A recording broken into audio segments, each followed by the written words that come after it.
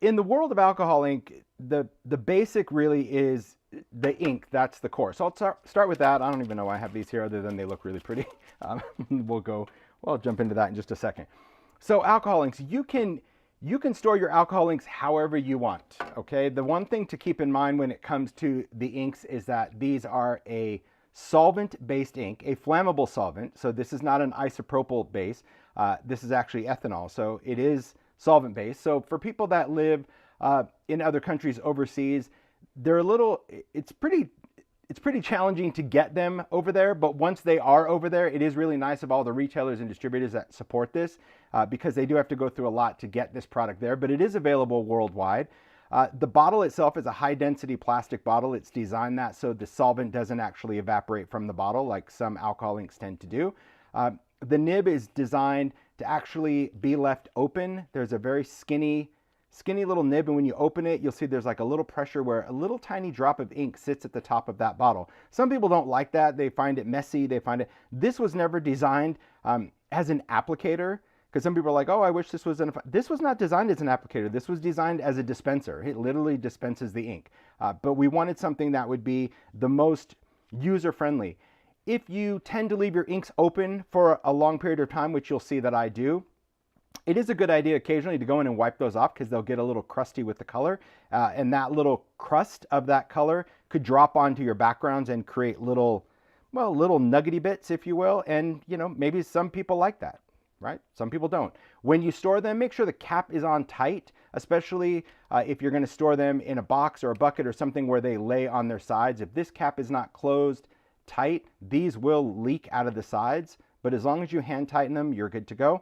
You can choose to use the alcohol ink storage tins, which are really nice. When we first came out with this tin, this was in the early days of the tins.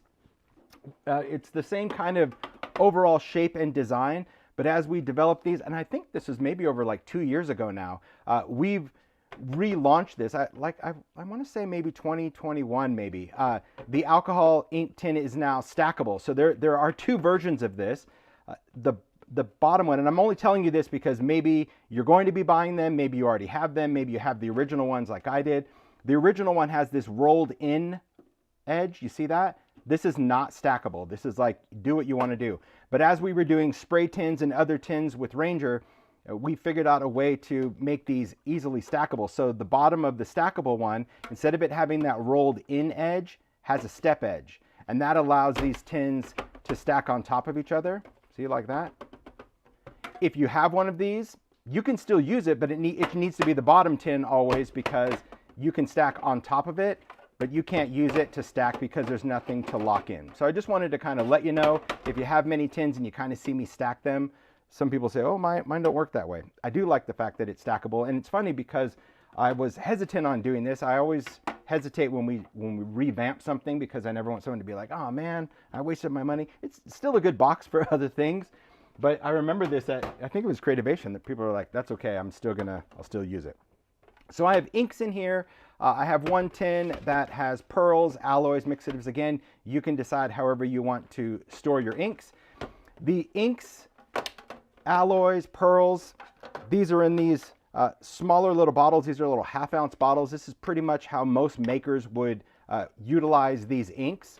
But some of the colors and some of the alloys and one of the mixatives come in these larger 2-ounce bottles. This was really developed a couple of years ago for the painters, as I mentioned, the artist. So not every color, it's a very limited palette. This was really based off of what most artists use as a base color. I have my tin upside down now. These I put in the spray tin. So I just take that insert out of it and they seem to stand up really easy. But there again, you may not want to store yours that way, but there's a lot of ink in these. I mean, this is a 2-ounce compared to a ½ ounce. So as far as size comparison, there's a lot more ink. Again, if you're a maker, if it's a favorite color, and we know in this world, like mushroom is a favorite, you might want a big bottle of a color. Other than that, you just kind of go for the colors that you like to work with. Do you need to own every color in this medium? Well, it just depends. A lot of people are full set syndrome people. I don't think you do in this one, but I will tell you that as you discover new colors, they can really make a difference on your backgrounds. So to me, that is important. So do I think you need all of them? I don't know. you'll probably disagree. So what I'm going to do just to prep is I'm going to take some things out and I'm going to put them off to the side. So as we go and use them, we'll be ready to go. Here's what I'm going to do to prep. You first saw like the mixative, I lay on their sides. When I get into alloys and mixatives, anything that needs to be shaken up, which is going to be a mixative, an alloy, or an alcohol pearl. These are solvent inks that have a pigment in them.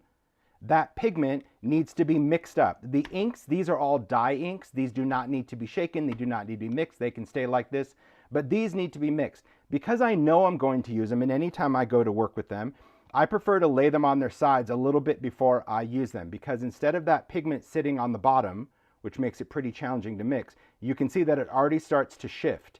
And so by laying them on their sides, you're going to get this pigment to just gradually go along the side of the bottle. And this way, when you pick it up and shake it to get that mixing ball going, it's much easier to mix, much faster, instead of trying to break through that sludge at the bottom where that's currently stuck. Okay, but it will come dislodged. It just makes it much easier if they're on their sides. So that's what I'm going to have kind of off in front. I don't need to have all of them, but I will have some of them, some of my favorites. Okay, I definitely want statue. And I'll take some different colors of pearls. Probably, I do love pearls. And I'll get to each one, what makes them different, how I want to use them. Okay, that's good. Well, no, I need that one too. See, that's my problem. It's like, stay away. Okay, let's move this off to the side. Stack that over there. Okay, all of these are just going to lay on their sides in front. So if you were doing a lot of painting, you might want to put these in a tray or a plate or something, but this surface in front of me is pretty stable. Okay. If you are working on a glass media mat, you want to remove your craft mat. Alcohol inks will stain that nonstick craft mat, so we're just going to work on the glass directly. So if you have that in place and you stain it, it's just stained. It's not ruined, it's just stained. So off we go for colors. Hello everyone. It's going to be fun. Okay, so I'm just going to start out with colors. There's no right or wrong as far as which colors you want to work with, other than you should probably work with colors that you like. Imagine that. We get asked that a lot, where it's like, what color should I use? You should use the colors that you like. Not everybody likes every color or is a fan of every color. It is nice to be able to mix colors. It is nice to also have different tones of color. So if I'm picking out greens, I might want a dirty green, a traditional green, and maybe a limey green if I'm just going to do different backgrounds. There are some colors, and I'll talk about this one. This is a favorite. This is old school when these were Adirondack inks. Juniper is a favorite. Moss is a close comparison. This is actually a current color. That's a retired color. I still have my one bottle. And like many people, I'll just end up looking at it and never using it, but we don't judge, do we? Okay. Just taking a bunch of random colors, and I'll take a little pitch black. I'm going to keep pitch black over there. All right. What I like also about these tins is they're very easy for me to see the colors. I also like that, so it's easy for me to quickly pull out a palette and to throw colors back in there. Definitely want a little sienna. I do love sepia. I love sepia and teakwood in the browns. I can't espresso. I'm okay with espresso in alcohol ink, but I really prefer those other ones. I think maybe the redder colors. Let me just try to, I'm going to move this little train of bottles and see if I can put my tins in front. There we go. Okay. So we're good to go. So here we have just our inks, and I'll talk about these inks as we go to use them. Now we're going to get into surfaces. Let me just move. There we go. So surfaces. There are a bazillion surfaces to choose from out there. I'm not going to go into full detail of everyone. I'm just going to talk about what I like to work with. So when it comes to working with alcohol inks are designed for non-porous surfaces, slick surfaces, smooth things like metal, plastic, glass. They are not designed to be washable. They are not a food grade ink, so they're not designed for you to color dishes or anything like that. If you use them on porous surfaces like paper or fabric, they are still a permanent ink.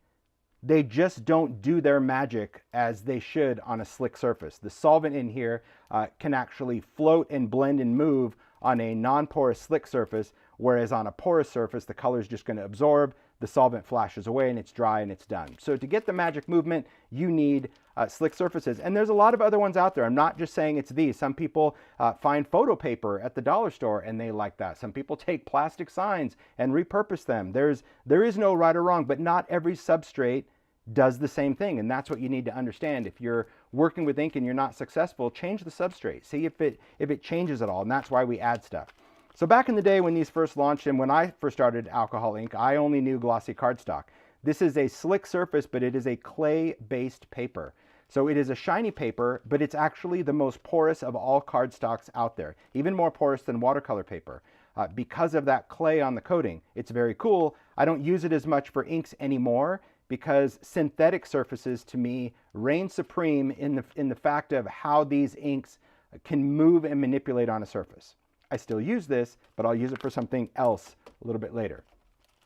Metal foil tape. This is similar to flashing tape that you could find at the hardware store. It's just in a nice large sheet. It is adhesive backed aluminum, so it is metal. So it's a nice way. You've maybe seen demos where I've covered a styrofoam heart or a box or anything. So if you ever want to do metal on something that isn't metal, this is a great alternative because you can simply peel and stick. These are also great to emboss. But we're really going to focus on kind of the synthetic side over here. Two other specialties that I use occasionally because they're specialty. These probably won't be in the line much longer, but they're still fun.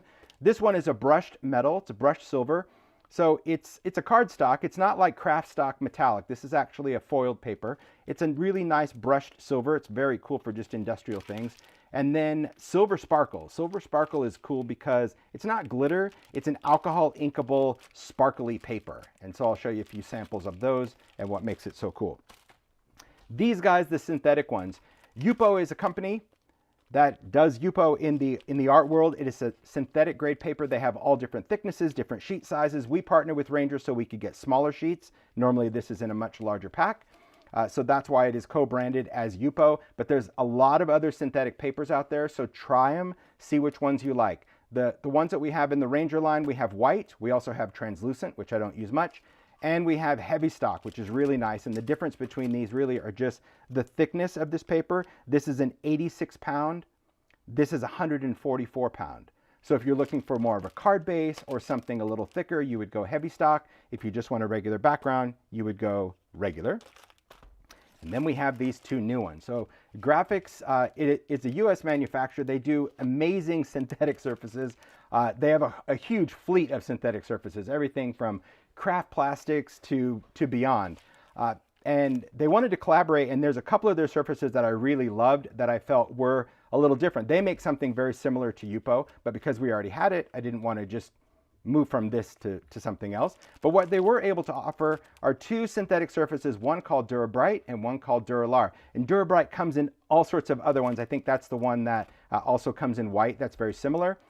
But I wanted something black because the alcohol ink black cardstock that we had in the line, for those who follow the line, we've moved it over to Distress because I didn't really like how it worked with alcohol ink. This one, pretty magical. The cool thing about this surface is it is a synthetic paper. It's a matte black, but you can see how the inks just really glide across there. It's absolutely phenomenal. And we're going to talk about how this one is done and what we can do on this Dura Bright. It's funny that it's Dura Bright, but it's black. I like that. And then we have Dura. This is transparent. This is a translucent plastic. Now, these surfaces, what you need to understand about that is the thickness. That's why I wanted to do these specific. I don't know if they sell this weight in their everyday line. They might.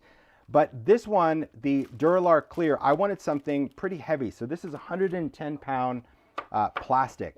It is a really nice plastic sheet that you can use for other things. You can use it for shaker cards and all that. It is not shrink plastic. It does not shrink, but you can see how the inks really float across. And you can use it on the front, which is this, or you can turn it over and you can have your ink trapped completely, there's that light reflection, completely under that transparency, which is also cool. Now, another great feature of these, and I'll get into the ink demo, I promise, but understanding what we choose, that really eliminates the every time we pick up a paper going, why are you doing that? Why are you doing that? It's not. It's a black alcohol ink cardstock, now black heavy stock. Yes, it is. That is it. It's exactly the same paper. The black alcohol ink cardstock, this stuff, is being retired from this line and has been relaunched, which I think we did at the end of last year, as Distress Black Heavy Stock. Exactly the same, except of course Black Heavy Stock is now bigger sheets because this is great for die cutting, foiling, all sorts of things in card making. And this one, I just didn't like how it played with alcohol ink, and I've said this in many videos. I never really inked on this much. I just used it for backers because the ink just absorbed too much into the black. But it doesn't do that on this Dura Bright. It's like night and day difference. The other thing to know about these substrates, which I was so surprised about when I met with the people at Grafix, is that in addition to the type of synthetic material, and these are completely different types of material used than Yupo, is that it is also heat tolerant. And you need to understand heat tolerant. Heat tolerant does not mean heat proof, heat resistant. It means what it says, heat tolerant. So it will tolerate heat. The same way there's people that you tolerate. You can just deal with them, but it's not, doesn't necessarily be somebody you want to be around all the time. So heat is something that you tolerate, but you can't heat it indefinitely because it will in fact lose its shape or melt.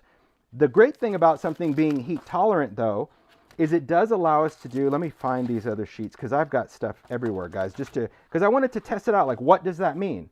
Well, it means that we can emboss on it with embossing powder, and I'll show you that. So this is Duralar, and you can see that it is still it is not a warped lasagna piece, it is still flat, so you can use embossing powder. We'll demo that. But if you're into foiling, you can also foil on this, and you can see that foiling is absolutely beautiful on both of these surfaces. This is a great plate from Spellbinders. I love, these are like little strips. So yes, you can foil on this as well because it is heat tolerant. So that means we can foil. I've run it through the Mink. It worked great with that. You can also use your embossing. That's really it. Heat tolerant, not heat proof. But I wanted to test both of these just to see how that's going to work. It is also die cuttable because of the surface. If you've ever tried to die cut, say, acetate sheets or something, some acetates cut really well. Some are a little too flexible and they heal really, really quickly. Both of these substrates, if you did your alcohol ink background, you can die cut it. Now, keep in mind though that when you die cut, you need to choose something that is very basic, very thin. And you can use your steel dies, but this is also a thin die. So for example, on this particular set that has a solid butterfly and a detailed, I can cut this out with the solid, but there's no way this detail would cut through this clean. It would try, but it's really not designed for that. So although this is not designed as a die cuttable medium, that's why it doesn't really say use your die cuts with it. I wanted to test it out to be like, well, could I die cut it? And it did. It cut really clean, even down a little body in the head. I did 2 passes. I didn't use a precision base plate, but again, my shape was fairly basic. But I love these because now if you did a background, even if it's a background that for the most part you hated, which was this one, I like the fact that I could still salvage it for certain elements. I love that. I love to die cut Yupo as well. So these transparencies, very cool to have this Duralar and give me the ability to die cut these. They have beautiful colors in them. You could also heat this with a heat tool and shape it because it is heat tolerant. So I could use my heat tool, and while it's kind of soft, just make it pliable, let it cool, and so you could shape these wings on a card. A lot of great things that you can do with the substrates. So understanding the substrates really important before we just get in and ink, because once I get the inks out, I don't like to stop every time and tell you why it's working this way on this way. Understanding inks and surfaces, most important. And I will tell you that most of the time when people struggle or have issues with alcohol inks, or any medium for that matter, most of the time it's the substrate. They're trying to use a product on an inferior substrate, or a substrate it was never designed to work on. And just because you want it to or will it to doesn't mean it will, okay? So that's really important to understand and always keep in mind. Now that I've talked about these substrates, I don't want you to think, oh, well, unless I buy one of his schmancy little papers, I can't use these inks. Not true. Non-porous. So let's explore that really quick. Non-porous could actually mean a substrate that has a non-porous treatment to it. This happens to be an etc. tag. You can see it is paper. It's made out of a paper board. But here's a great sample. I've had this one for years to show people that you might have products in your space that you can transform a porous substrate into an alcohol inkable substrate. Now, each one is going to work slightly different, as paper does. It's the same thing. But it's really interesting that you can take alcohol inks and ink other things. So if you're like, but I have chipboard and I'd really like to alcohol ink my chipboard. Well, you could, but you're going to have to treat it with something first to make that a non-porous substrate. And there's many options. One would be gesso. Now we know gesso in the art world as a foundation. It allows acrylic paint to move different, distress crayons different. So yes, you can take white gesso, coat a substrate, and it would be alcohol inkable. And you can see the difference when the alcohol ink drips off of that gesso, how it just soaks into just darkness.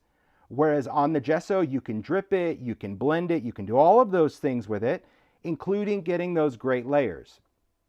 Now, if you go into collage medium is also great. It is a sealer, but it's a little bit different than gesso for a couple of reasons. One, collage medium, because it is that sealer, it still wants to hold on to the color a little bit more than gesso would, or even acrylic paint. So is this my surface of choice for alcohol ink? Well, not really, because I don't like the fact that it doesn't play. And underneath this is white paint. I just did white paint and then I put collage medium over the top because collage medium is translucent. But I didn't really like that because, again, that collage medium just wanted to grab onto the inks. And this could be over anything. It doesn't matter the substrate. We're talking treatments. What treatment you put on a substrate, you can do this. So you could take this and create anything that you wanted to, all right? And you can also see that collage medium leaves a little brushstroke. I love it for a lot of things, not for alcohol ink. Now, white acrylic paint, pretty surprising, right? White acrylic paint, really nice. Now, here's what I noticed that was different. The white acrylic paint, because it has a pigment in it, it started to morph the color a little bit when I was blending it. So you can see that, to me, this maintained its color integrity.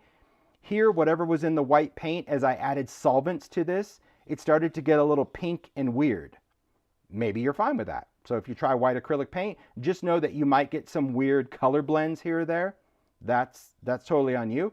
Here's another great one, metallic. Look at that. So if you wanted metallic, you could take metallic paint. This is just metallic distress paint, and you could paint a surface, and now you have this beautiful metallic painted alcohol inked surface. Really cool. So these are just some options. There's many more out there. I would recommend, if you're going to do this, stick with something completely white so your color is more true. For example, someone could say, oh, could I use pink acrylic paint? Well, of course, Captain Obvious, paint is paint, but pink is going to be a pink undertone, and so pink and blue make purple. Maybe that's what you're going for. So maybe that's a good hack if you're like, well, I don't really have a purple alcohol ink, so if I use pink paint and blue ink, will I get purple? Yes, you will. So it's a lot of fun. This is what I was saying at the beginning. It's a lot of fun to experiment, not just with substrates, but with treating porous substrates to create cool effects, okay? So let's go and explore alcohol inks and how we can create that. I saw someone ask about clear embossing powder. I'll get into embossing in just a bit because alcohol ink is not meant for embossing, okay? It will do something to that embossing. Okay, so let's get into just creating some backgrounds first. Now, I will say for this, I'm just gonna glove up for the demo. I'm very careless when I demo, and I don't necessarily care if I have ink on my hands, but because it's going to be on camera, and sometimes if there's like, red that drips down my finger or cuticle, it'll look like a crime scene the whole time. So when you work with inks, here are some safety things to keep in mind. One, alcohol ink is going to stain whatever it's going to touch. That includes your skin. Can you clean it off? Yes. The easiest way to clean it off, in my opinion, would be hand sanitizer. That's the best. Or you can use a bar of scrubby soap. That is a brand, and that's also a great ink removing soap. Okay, and use black gloves. The reason I use black gloves is, again, when the inks go on the glove, you don't see it as much. Look at my pork chop hands. It's like a balloon animal. It doesn't show as much on the black gloves. The other thing to keep in mind is when you're working with these inks, work in a well-ventilated area. That means work in a space that has high ceilings. If you don't have that, have a window open just so it can exchange the air, because you don't want to breathe these in for an extended period of time. If you are a painter, an artist, all that, you already know all the other safety precautions about respirators and all those other things if you are around this medium for a very, very long time. For crafting, I don't wear a respirator, but I always have a window or door or fan going in the background, not directly over. So don't have a ceiling fan go directly over you, because that air will dry the inks too fast, in my opinion. So let's just set up our ink palette. For this one, I'm just going to pull a few colors just to start. Before we get into, all the mixes and fun and craziness, I'm just going to start with a few colors just to play around. Let's get something a little bit truer. Okay, sailboat blue is going to be good. Probably want to find a little turquoise, but that's all right. I'll get one. All right. So working with these inks, the thing to know about these inks, and I'm just going to take a piece of Yupo. I'll always talk about the paper that I'm pulling out, just so you know. So this is just regular Yupo.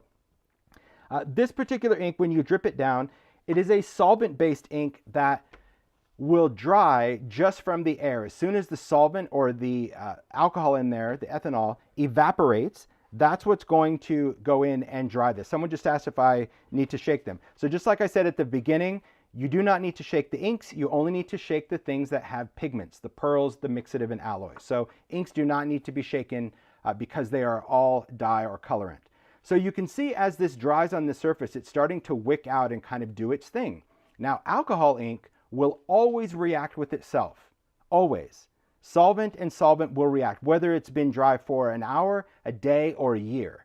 Unless you seal it, and that's a whole nother deal that we're not going to get into, but you can learn about that online. I don't seal my work, but alcohol inks are always going to react with other solvents. So there's some things that we can do to manipulate the color. One could be blending solution. Now, blending solution is essentially alcohol ink without any color. It contains a resin. So you can see it's kind of yellow. So this is ethanol with resin. That resin is what's allowing this colorant to permanently adhere to that substrate, to the metal, to the plastic, to the Yupo. That resin is what's getting that color to bind. Blending solution will help blend the color. So if I put this on there, it's going to blend that color. So if I had this color, maybe I'll put another color right on top of it. There we go.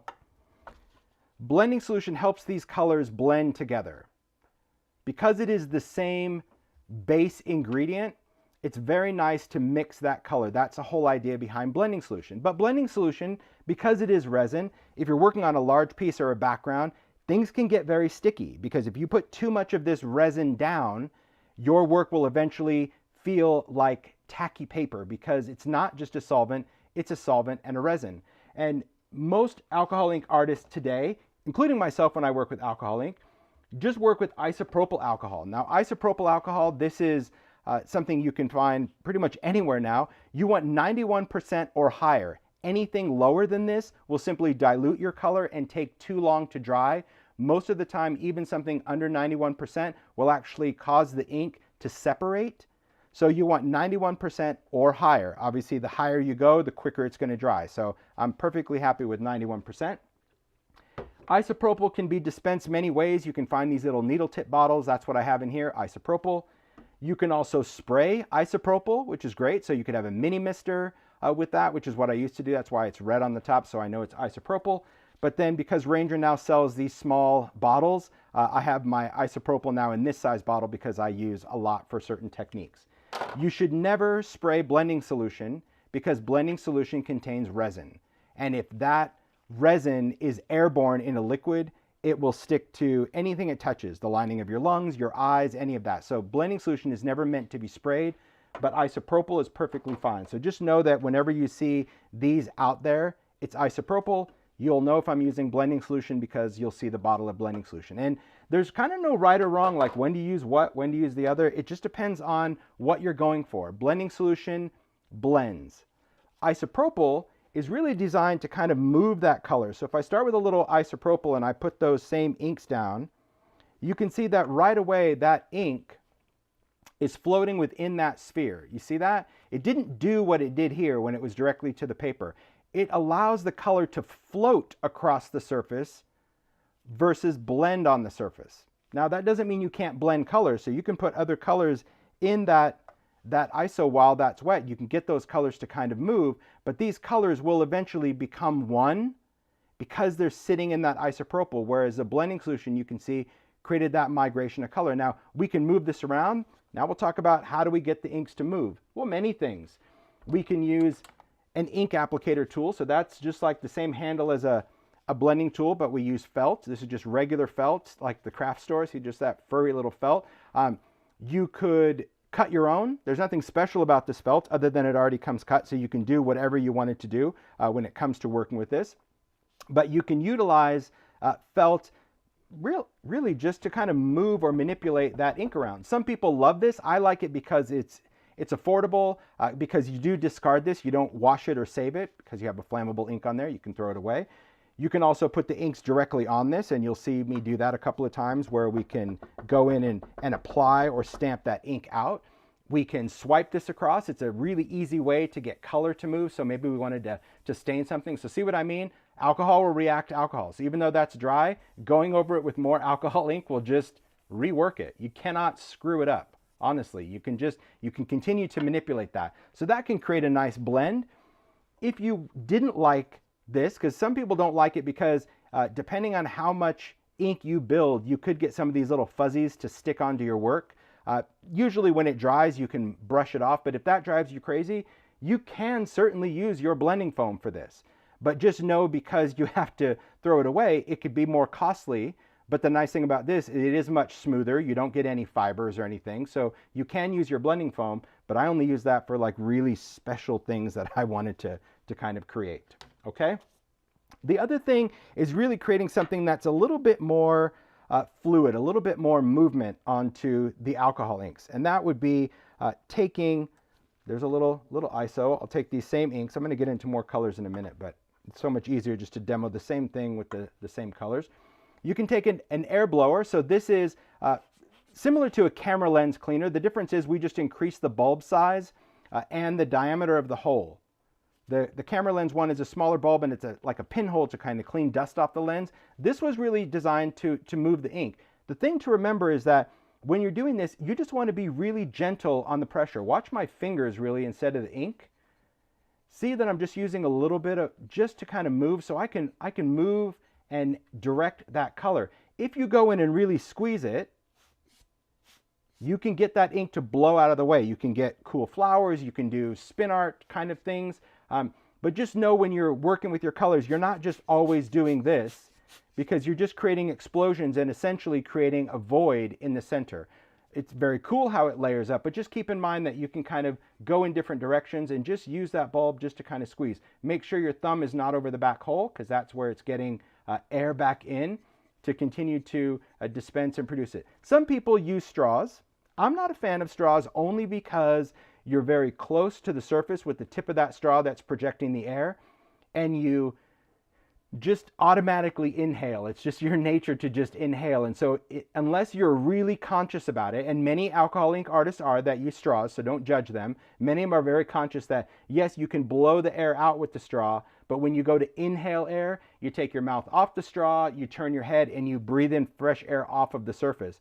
But a lot of beginners, when they're working with a straw, they're like blowing out of the straw and then inhaling, like opening their mouth slightly and inhaling in the corners of their mouth. But essentially, you're really taking that solvent right off the surface, and that is not good for you. So just keep that in mind. If you really need to use a straw for your technique, just be aware that you can kind of take fresh air out by taking your mouth off of the straw. Now, that's just using the blower. But then there's another way that we can manipulate these inks as well, and that is with a hairdryer. And it could be any kind of hairdryer you want.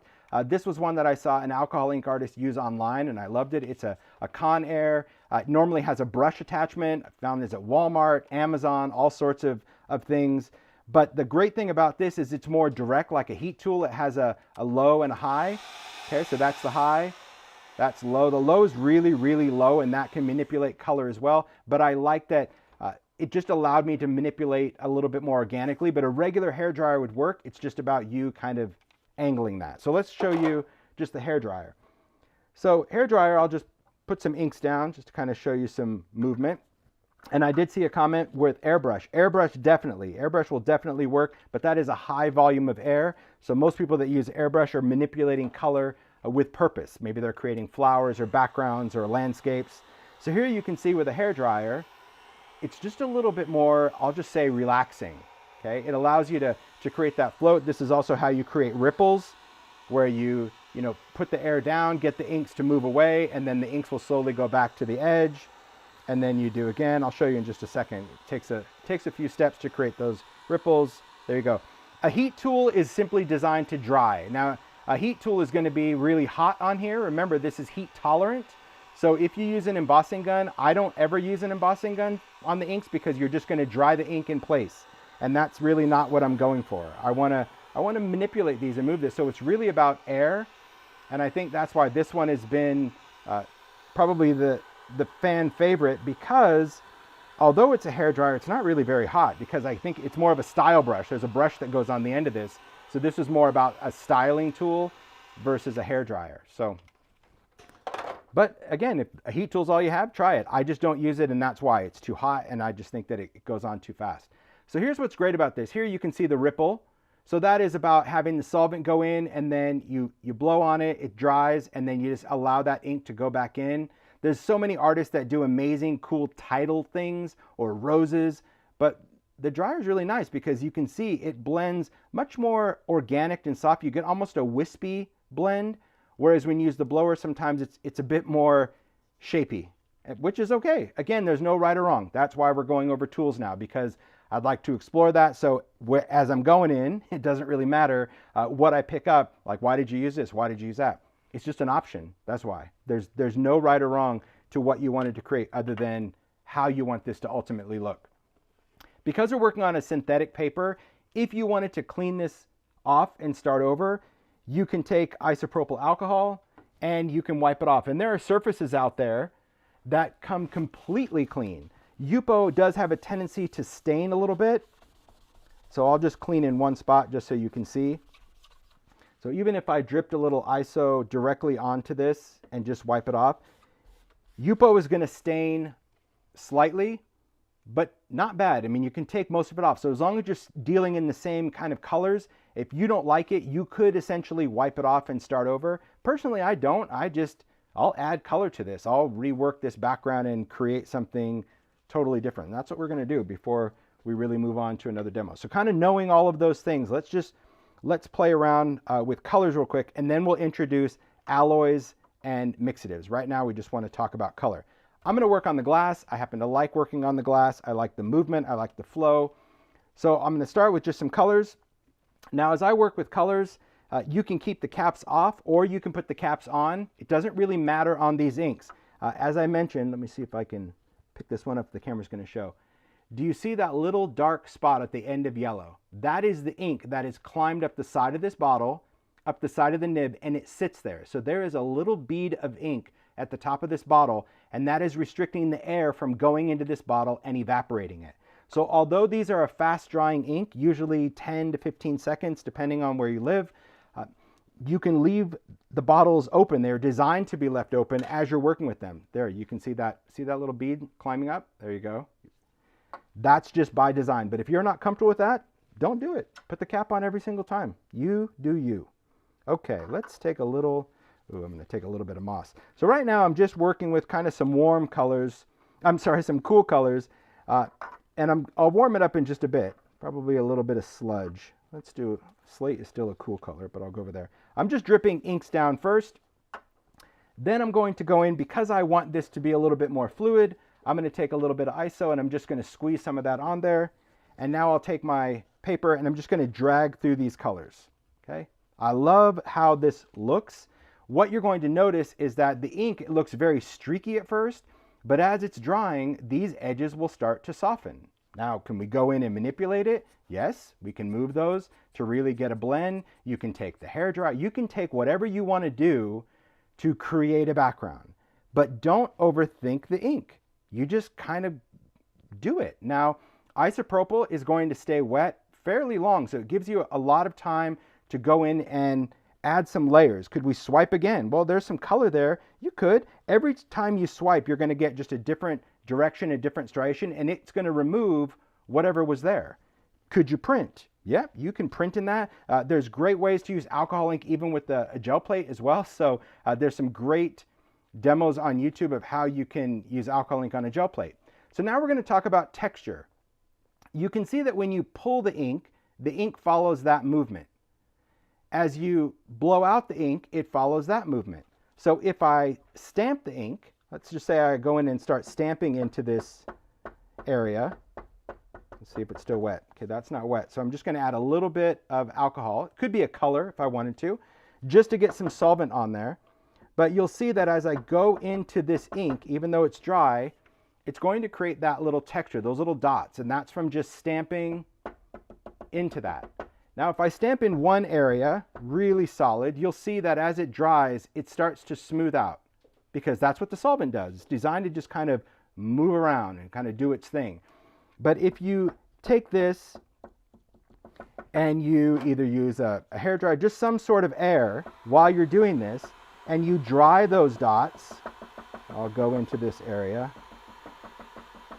So I'm just stamping and drying at the same time. If you don't have a hairdryer, you can use this at the same time, right? Meaning just do a little air as you're doing this. What the air is doing is it's drying that ink, even though it's just alcohol at this point, to create that texture, to create those little dots. That's what's going to keep that ink from healing or smoothing out in that little section. Okay? There's other ways that we can do this as well. Some way could be taking a mister, a mini mister. That's why I like a mini mister. I'm going to keep my distance on this one. I'm just going to give it one little spritz of isopropyl. Well, as long as I point it in the right direction. There we go. And you can see as soon as that isopropyl hits it, look at that, kind of a galaxy. So if you're going for a galaxy, a mini mister is really great because it's very fine, but keep your distance. Because if you go really close, you're just going to hose off that one area. But that's a nice way. But you see the difference is the isopropyl direct just went right down to the surface. Created more of white than we did when we had that little bit of color. Because even though I only added isopropyl to this, it reactivated that blue. So technically when I was stamping in blue, and that's why these look blue.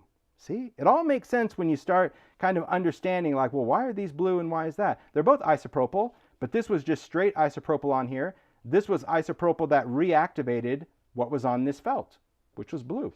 And I like that. So it could be anything you want it to be. If you wanted something bigger, you could take a splatter brush. So we market the splatter brush in Distress and in Alcohol ink line for that very reason, because it could be used with either one. It is exactly the same tool, but sometimes for certain retail areas, we need to market it in both places, so it lives in both places.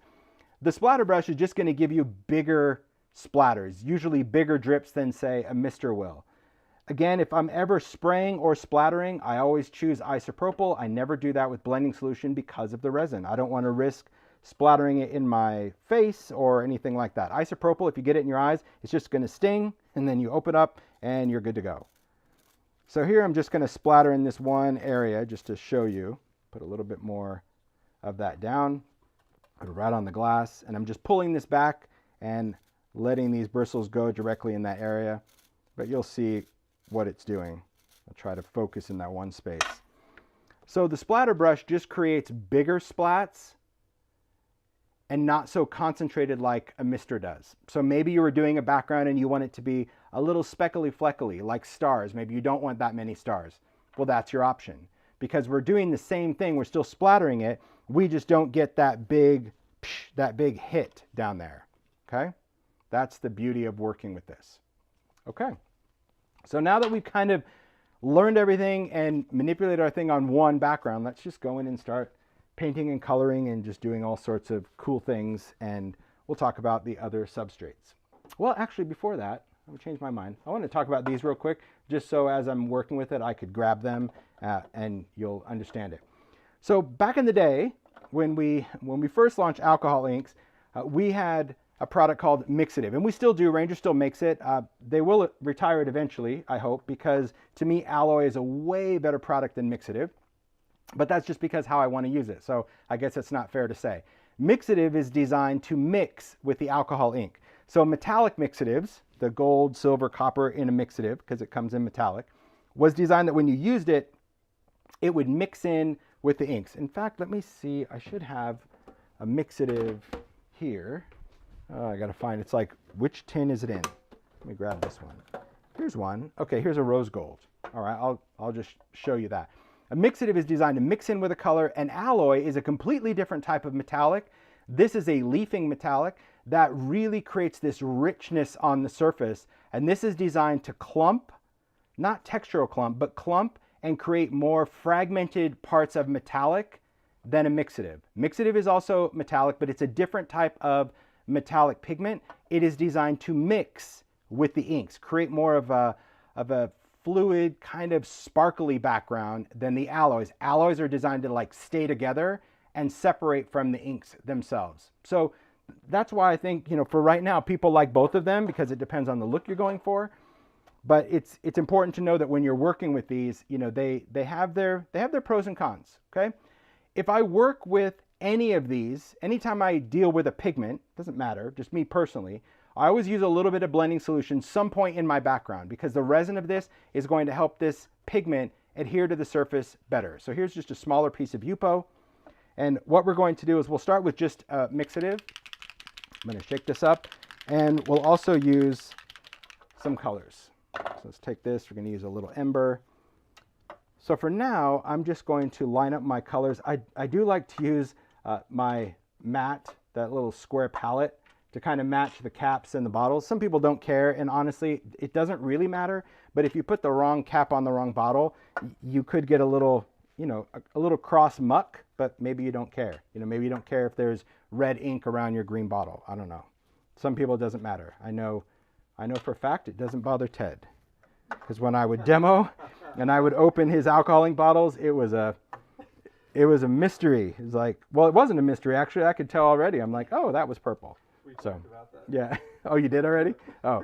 Anyway, so that's what I do for mine. But again, you do you. That's it. Yes, Nikki, like I just said, this is different than this. Two totally different products. And I'm going to show you why. Okay. So mixative, as I mentioned, is designed to mix with the inks. So what I'm going to do is I'm going to take the colors, and I'll just work on the glass as well. I might use this ink tool a little bit, but let's just put a little bit of color down just on the glass to start. And I'm not going to list the colors as I do them for this because it just doesn't matter. You kind of want to do your own thing. We'll take a little bit of mixative. I'll put a little mixative down there, and I'll use a little blending solution.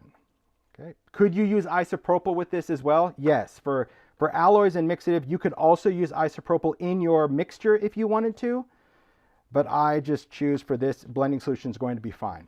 So here's what we get with the mixative. It's really beautiful. It's a great way. You'll see as it starts to dry, that metallic is going to really come through. And you have the ability to go in and manipulate this as well. So I'm going to take off this blue because I want to maintain my color integrity on the back. Put on a fresh piece of felt. I think I'll add a little bit of yellow to this also. And I'll pick up some of this color because you can. And let's just kind of start stamping into this.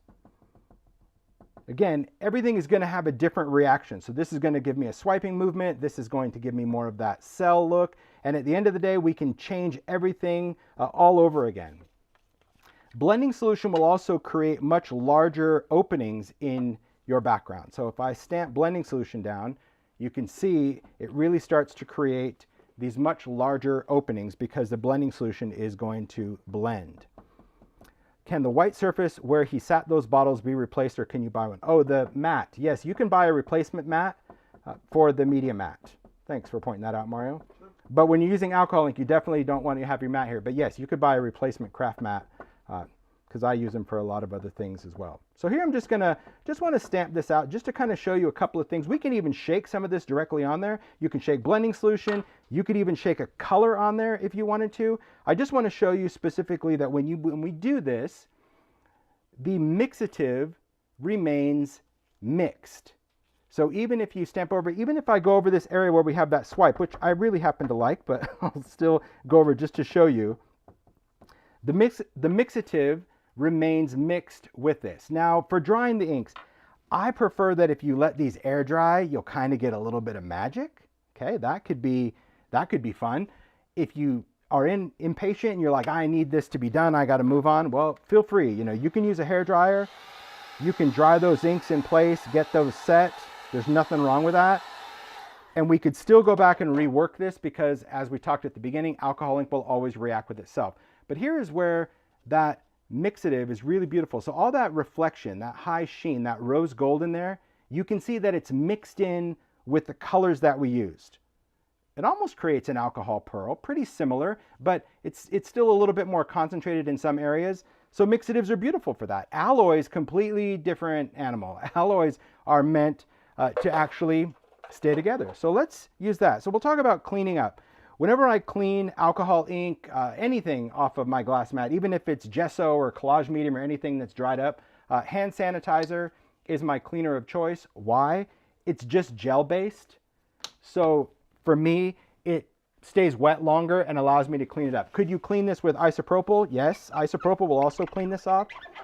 But that sanitizer just allows me a little bit more, I'll just say cleaning time, whereas isopropyl won't. And then it just cleans it all up. Makes it easy. And then when I'm done, like really done, I'll just clean it with glass cleaner. That also helps. Okay, so let's take another substrate. This time we're going to go in and use alloy. I think I'll use statue for this one. You always want to shake these up until you have that mixing ball. So any of those with the pigment, mixing ball. Usually if you don't hear the mixing ball, two things. Well, it could be three, but hopefully only two. Either the ball is stuck at the bottom because you left them like this, even when you were using them and you go to shake it up and you think, I've been shaking for 3 minutes and I hear nothing. It could really be stuck in the dirt down there, or it could get stuck in the nib. The mixing ball is designed to restrict a continuous flow in these. So if you had the bottle tipped over and you squeeze it out, you're only going to get one amount really because that ball has dropped in there. Sometimes that ball gets lodged in the nib, so you could give it a whack, and then a lot of times that will come out and it allows you to mix it up. And of course, when I said the third time, Ranger could not have a mixing ball in there. It happens. It's done by machine. It could happen, but usually that's the case. Okay, so we've got our alloy. Let's stick to very similar colors just for the sake of doing that. Now, when I work with these, I think it's really important to kind of create a foundation. So I'm going to work with isopropyl just to start my foundation on this one, because I think the more I change how we apply the color, the more you see that it really doesn't matter, or that you can create some cool effects. Let's do this, and we're even going to throw in that little touch of purple. Okay. All right. So what I'm going to do is, Marie, I'm using a hair dryer, but it's designed with a brush. So it's blowing warm air, but not hot air. So that's what I was using that's what this is. That's what I talked about. It's a styling brush hair dryer. Okay. Moving this around, that's beautiful, isn't it? Let's add a little bit of alloy. Could you add it at the same time? Yes, but I like to see what's going on first before I add this in. And we can just add a few drops of that. I'm going to put in a little bit of blending solution because I have that metallic in there. We need that pigment to stay on there. And what's going to happen on this one, you'll see, look what's happening with the alloy. You see how the alloy just wants to stay together? It's kind of creating, let me slide this off the glass, kind of creating its party. You see that? So even though I take the blower and I move this out of the way, you see what I mean? How they want to get back together. They want to get back to the party, and they'll just kind of float around. They're like, oh, hey, how you doing over there? Oh, yeah, good. And they just want to meet up. So things to remember about alloy is if you use too much of it, you're going to end up with a concentration of it. If you want to break it up, you can use blending solution, or you can use more ink, additional colors. That's going to be fine. Could you use alloys and mixatives together? Sure. I'm not sure why you would, but you absolutely could. You're just going to get two different effects. Your foundation would be more mixative, and your alloy would remain separate. So what I try to do is kind of break up the party a little bit with this blower, or we can take the dryer and just go around different areas. I'll show you this little hack that I do, but I forgot to do it because I'm in demo mode versus how I normally work, but I'll do it on the next piece. Okay, and I'm just moving this around. So what this is doing is essentially kind of drying that ink in place, but I want to show you the difference between the mixative and the alloy. Beyond just color, just really what those two mediums are designed to do. Okay, there's our difference. So here, our mixative is mixed in. Still beautiful, still has that wonderful sheen when the light hits it, but this is the alloy. And you can see that the alloy is like, whoa, intense metallic, because it is a leafing metallic. And again, you're getting more concentration of that. Even where it breaks up, you're getting those little fragments. It really just becomes a favorite, honestly. It just depends on the look that you're going for. Sometimes you just want that overall sheen, and sometimes you want those lines of metallic. And you can still manipulate this. I mean, you can even manipulate it down to a paintbrush. There's so many alcohol ink artists that I follow. Bryant Small, amazing alcohol ink art. He paints giant things. Also, Manifest Jess, she does a lot of stuff with a brush. And I mean, there's so many that I can't even name. But amazing skill and technique, and everybody has their own spin on that. If I wanted to create an effect similar to this one with those little drips, I'll put a little blending solution on there, and I can just start stamping that down. I prefer just to kind of go in with this, because to me it's just a little bit easier. So I'm like just gently kind of squeezing air wherever I'm stamping that ink, just to freeze those drops, because I happen to like the texture. Some people hate the texture.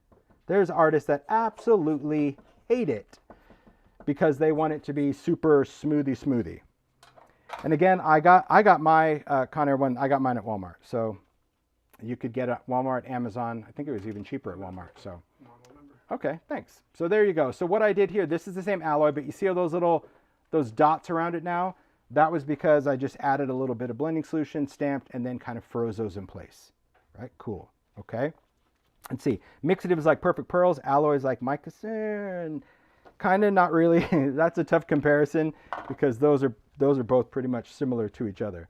It's just a different kind of metallic. I would say, you know, if we're trying to compare the products, like alloy would have a similar kind of metallic like in foundry wax, where it's that really intense metallic. Okay, now we're going to talk about pearls.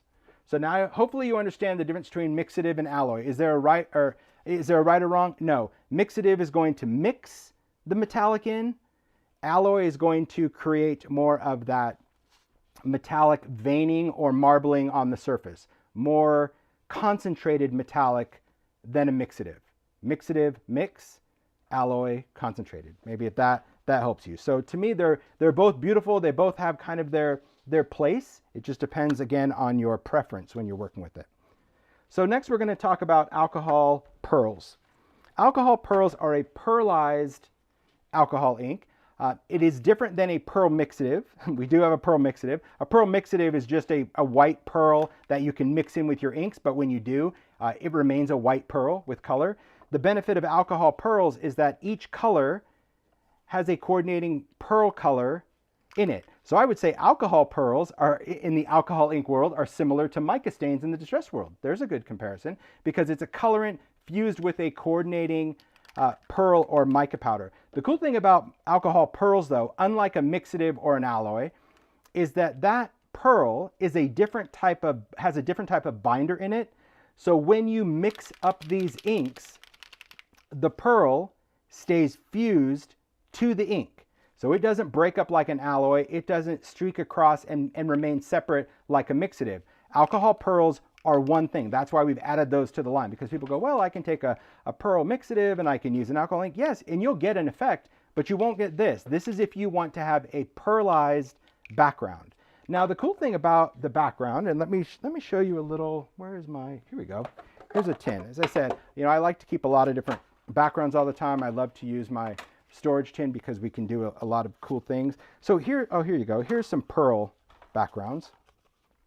This is what alcohol pearl is. It's still a color, but you can see that the entire surface, see that, is pearlized. You see over the whole entire thing. So meaning you can see the color, but watch when I slowly tip it to the light. Do you see how the entire surface radiates pearl, not just one section? Because alcohol pearls have a type of pearl that bonds to the colorant. That is the difference. Okay? Some people get really confused by all of these, and I don't blame you. It's a lot to learn and know, but the more you do it, the more you understand it. And that's really why. Could you use pearls with inks and alloys? Yes. It is another type of alcohol ink, but it is a pearlized ink. This background, let's see, where was it? I just had it. I probably put it at the bottom. Let me pick this up. There we go. I did put it at the bottom. This background, see, now I can't even use my fingers. This one is all ink, beautiful colors. This one is ink with alloy and pearl. So here you can see that the areas that just kind of remain color are more ink, but then when the light hits it, you can see that surface is pearly right there, and then there, look at that real big shine. That's where we've got some of that metallic, that alloy concentration right there, and probably even a little mixative. I can see a little rose gold up here. I can identify just because I've used it forever, but once you start playing, it's a little bit of this, a little bit of that. Just had fun with it. The thing about it is don't overthink the ink, because if you're going for perfection, this is not your medium. It is not your medium. You want to kind of just let yourself go and just let the inks take you where they take you, because you can completely transform something. Let's just, before I jump into the pearls, let's say I had this one. I'm like, you know what? I hate this. I hate everything about this is terrible. Okay, look, it doesn't matter what I use. It didn't matter that I used mixative or whatever. I don't have to remember anything. I'm gonna flood some ISO on there. I'm gonna take some blue. I'll take some green. I'll take some purple right into that mess. And I'm just gonna start changing this out. I'm just going to completely manipulate this background in a whole new way. You get what you get and you don't throw a fit. But the best part is that you can go back and alter exactly what you want it to be. So here I can introduce some blue. And again, I'm just like short little bursts. I know it's a little off camera, but it's stuck onto the mat where it is.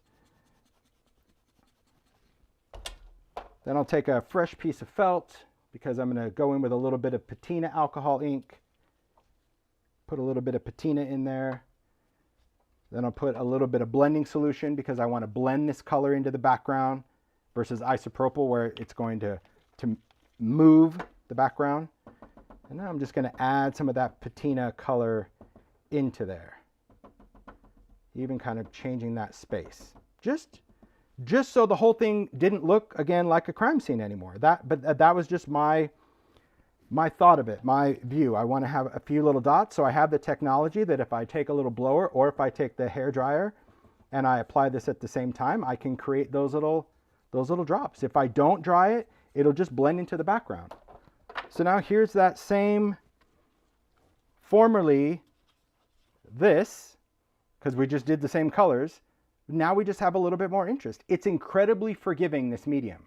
Even though you think, oh, I'm going to put blue on red and it's going to make purple. Well, yeah, where they're still red, but if you have enough of that blending solution or isopropyl to move that color, you can create a new space. Yeah, there is kind of a flower there. And you can just keep going. That's the whole thing that you have to remember and learn, that you can keep going and keep going with this medium. Okay, do a little bit of sanitizer to clean this up.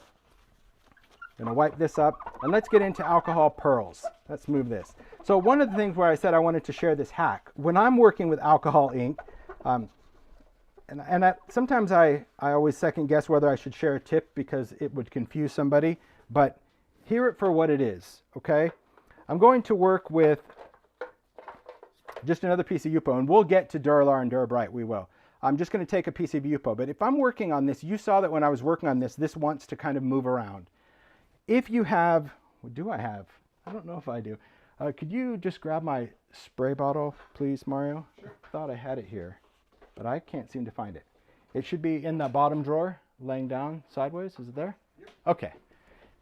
What I like to do when I'm working, see, it wasn't even here because I thought, oh, if I bring this in. Okay, I'm just going to use water. Water and alcohol ink do not work together. So that's why I don't like to show it, but I'm going to share it because I feel like it. I just take the one side of my surface, whether that's Yupo or whatever, I'm going to do it off camera, and I just give it one mist of water. Okay? That little mist of water on the back of that, when I place it down, it's just going to create surface tension just from that water. And that's going to keep your paper from moving around. Could you move it? You could try to move it, but it keeps it stable. Just one little mist. So anytime I'm dealing with these papers, I like to spray the back with a little bit of water, because now when I take the blower and the hairdryer, whatever, see, my paper doesn't move, where over here, it was moving across the surface like a little air hockey table. Does that make sense? But I just don't want you to think like, oh, I can spray this with water and then the inks move. No, the water doesn't make inks move, but water will make your surface stick to that paper, and then we just take it off. So just kind of remember that. It does. That whole surface tension is like a vacuum. Okay, we're going to take alcohol pearls. So here's what you need to know about alcohol pearls. If you are a note taker, write this down when it comes to alcohol pearls. You cannot, should not use isopropyl alcohol with pearls. Why? It is not designed for that. If you try to do all of your things using isopropyl alcohol ink with pearls, several things will happen. 1, it will clump on your surface. 2, it will chip off of your surface. And 3, it will flume off of your surface, meaning the pearls will not be bonded to the thing. So it does many things.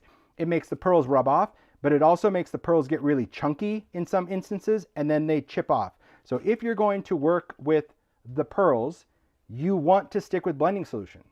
Okay. Now, if you said, well, wait, Tim, what if I was doing a background and I just wanted a couple little shakety shakes of pearl? Could I still do a couple shakety shakes and still use isopropyl? I've done that, and yes, you can. There is a way to kind of use both, but if you are doing a pearlized background, you need to use blending solution because it is the same solvent. It just has to do with the type of resin in these because, as I mentioned, that pearl is fused to the ink. And it's important to know because some people have had really bad experience and they're like, oh, you know, I got a bad batch or I got this. Well, no, the reality is you just used them in a way that they weren't designed to be used. So each time you use these, we need to shake them up because it's got a little bit of pearl in there. I've got a little chunky on there. Let me take a wire. Oh man, I don't even have my wire pin. Mario, can you grab me a piece of wire real quick? A thin piece of wire or a pin? Oh, he's doing hairdryer stuff for you. That's okay. I'll come over here. I'll grab a pin. I see him over there linking hair dryers. I guess that's maybe we should have just done a hair dryer demo versus the ink. All right. I'm just taking a little pin off to the side and I've got a little, obviously I got some pearl nuggety bit stuck in there. Oh, and I still do. I really need a wire. I don't like to go down this with a pin. I'll just take a piece of wire. So we'll skip this color for now, although I really want to use it. Hopefully they're not all like this. Here we go. Oh, there we go. Nice. So did you see that little crusty bit? That's what I was just telling you about when you open your ink. So I'm going to open mine off to the side so any little crusty bit is going to fall. Yeah, in there you'll see that little thing of paddle wire. Thank you. Yeah, if you have something that's clogged up, really, a pin is not a great way to unclog your inks because it will split the nib sometime. Okay, so I'm just going to take this. Thanks. Yeah, that's perfect, Mario. Thanks. It's just a little paddle wire. Okay. Okay. No. All right. Cool. Thank you. A little bit of wire. See, just a skinny piece of wire. And what that's going to allow me to do is not only put this in the nib, but go all the way down that nib and just kind of turn it. So that's a great way if you have glossy accents or anything with a nib. You don't just want to poke that in. You kind of want to give it a little turn so you're really... There you go. You're really scraping that out. There we go. Now we have a little bit of this. Look at these colors are just, they're so beautiful. I love the pearls just because of how they kind of radiate on the surface. Now, I did start with blending solution, pretty good amount of blending solution. I see these fragments, and this is what I was saying before. From Celestial, when I opened it, those little nuggety bits, I'm okay with that because to me it's going to add some cool texture. But that's what caused it is I opened the bottle right over my background.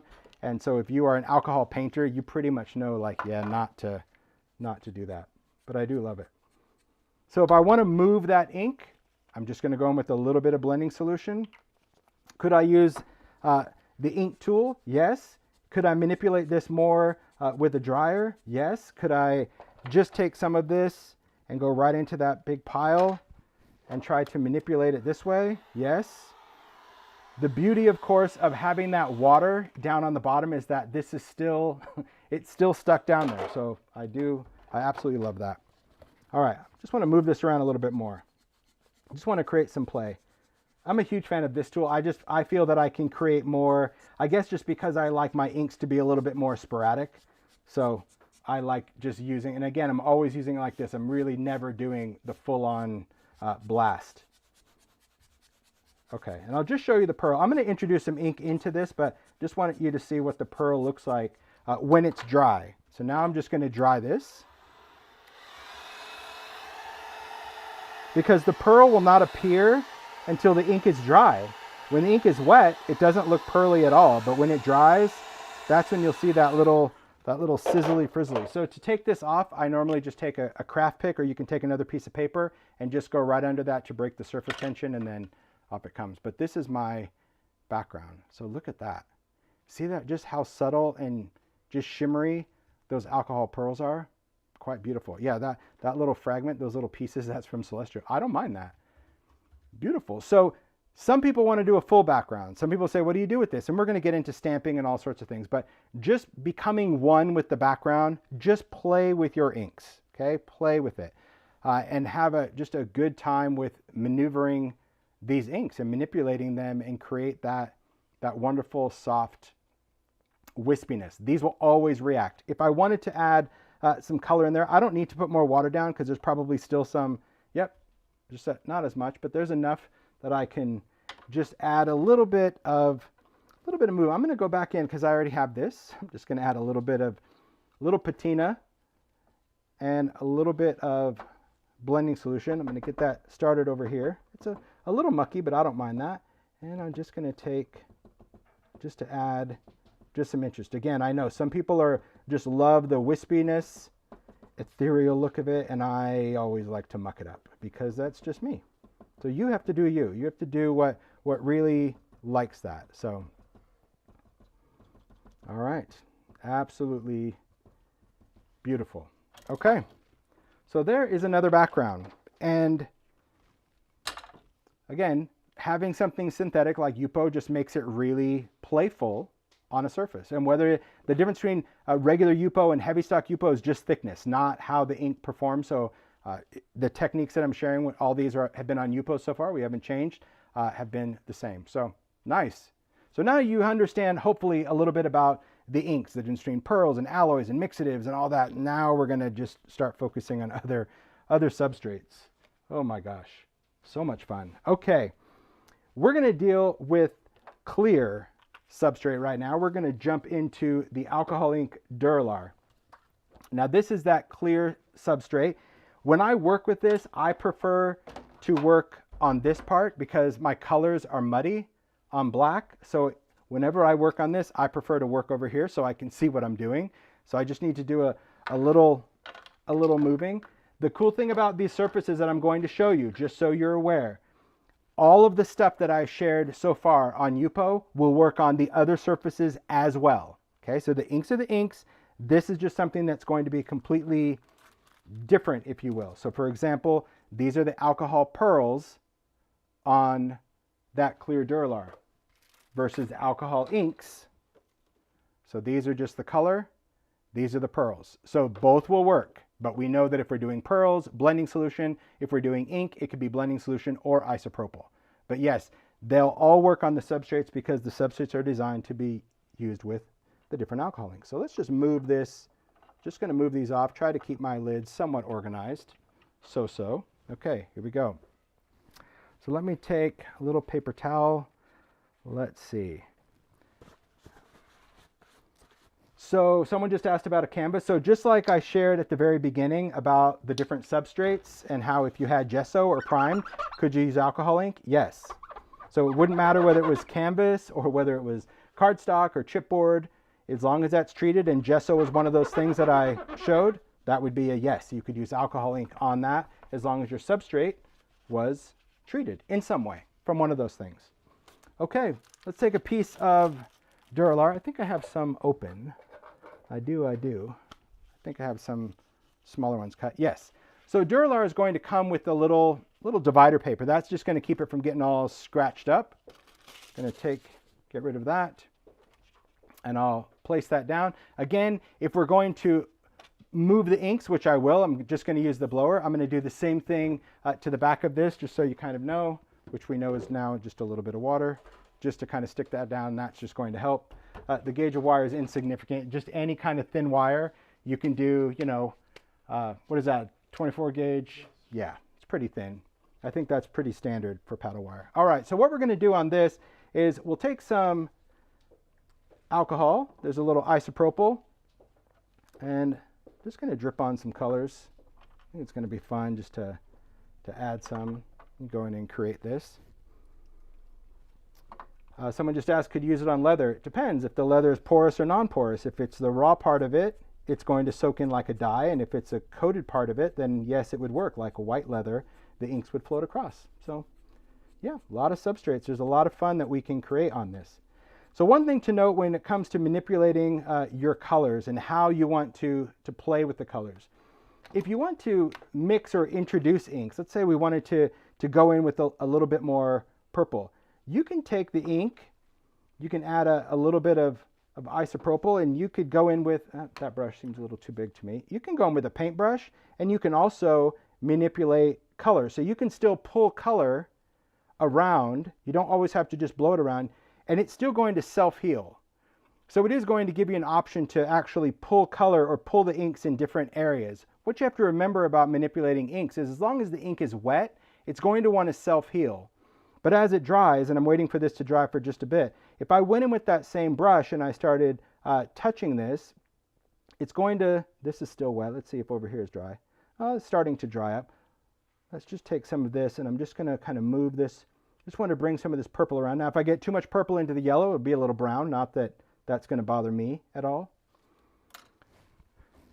Let's just manipulate this. Just want to soften a little bit. So see that drip right there? I'm just going to go in with that blue. See how I can just a little bit of air just to manipulate it. It's so crazy, so fun to do. If I take a brush, now that brush again could be color, or that brush could be color and isopropyl, or it could just be isopropyl, or it could be blending solution. We already know all of those. If you touch into that ink now that it's starting to dry, this is what's going to create these really interesting little drips and tiny, I mean, I'm talking like I'm barely touching this. The closer these are, the more they're going to heal. And I'll hold this up closer so you can see what I'm doing, but I can't demo in the air. If I just kind of make those dots a little further apart and be really light-handed about this, you'll see that it just creates like an interesting kind of trail onto that transparency.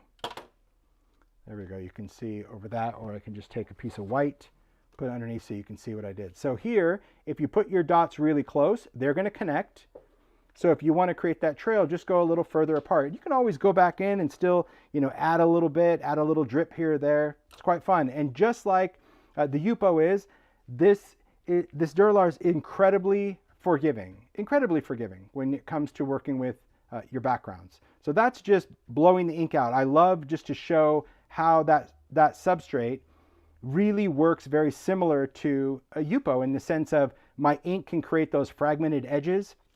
It doesn't mean that you only can use alcohol ink on Duralar. You might find transparencies, you might find all sorts of different things, but certain transparencies, what's going to happen is a transparency might soften the color. A transparency might wick different. It might or might not. It's about the properties that you like. So all I'm demoing is what I like and the surface that I've designed. It doesn't necessarily mean it's the only one that could be done. There's a lot of different ways to create it. And I think that the more you experiment and learn, the better it is. Okay. So let's create a different kind of background. I think this one, I'm going to just do a full sheet because I want to make a mess, if you will, make a big background. Okay, we're going to take a full sheet of this. I'll move this one out of the way. And I'm going to work here, but I'm going to show you here just so you can see what I'm doing because I can only demo how I do it. I don't care what I'm doing until it's done because you can always change it. So here I just used a little ISO because I need to work on these little crumbly bits. Okay, squeaky clean. Yeah, and I'll show you some other things at the end, like maybe sparkle or all sorts of things. It's pretty cool. So, okay, so what we're going to do next is I'm gonna take this piece of Duralar and I'm gonna create that kind of swooping background, create some cool effects, and then I'll show you what it looks like here. That'll kind of be my light box. So for this one, I want to get a little mucky for sure. So we're gonna use there's a little espresso here. I love sepia and teakwood. Again, both of those are really good. Definitely some mushroom, but I don't even think I have, like the little bottle of mushroom goes, so I like to use just the big bottle of mushroom. So I'm going to use some mushroom. And because I have these open and I don't need to find it, oh, I do have a small one there. I'll use a little bit of Monsoon. That's just a really cool blue. It's kind of a dirty blue. And let's use some moss. So I'm just kind of dripping it on there. It really could be, at this point, it could be some sort of crazy cool casserole if you want. And I think I'm even going to use a little bit of aloe. Let's use some gilded. I don't want to use much. A little shakety shake.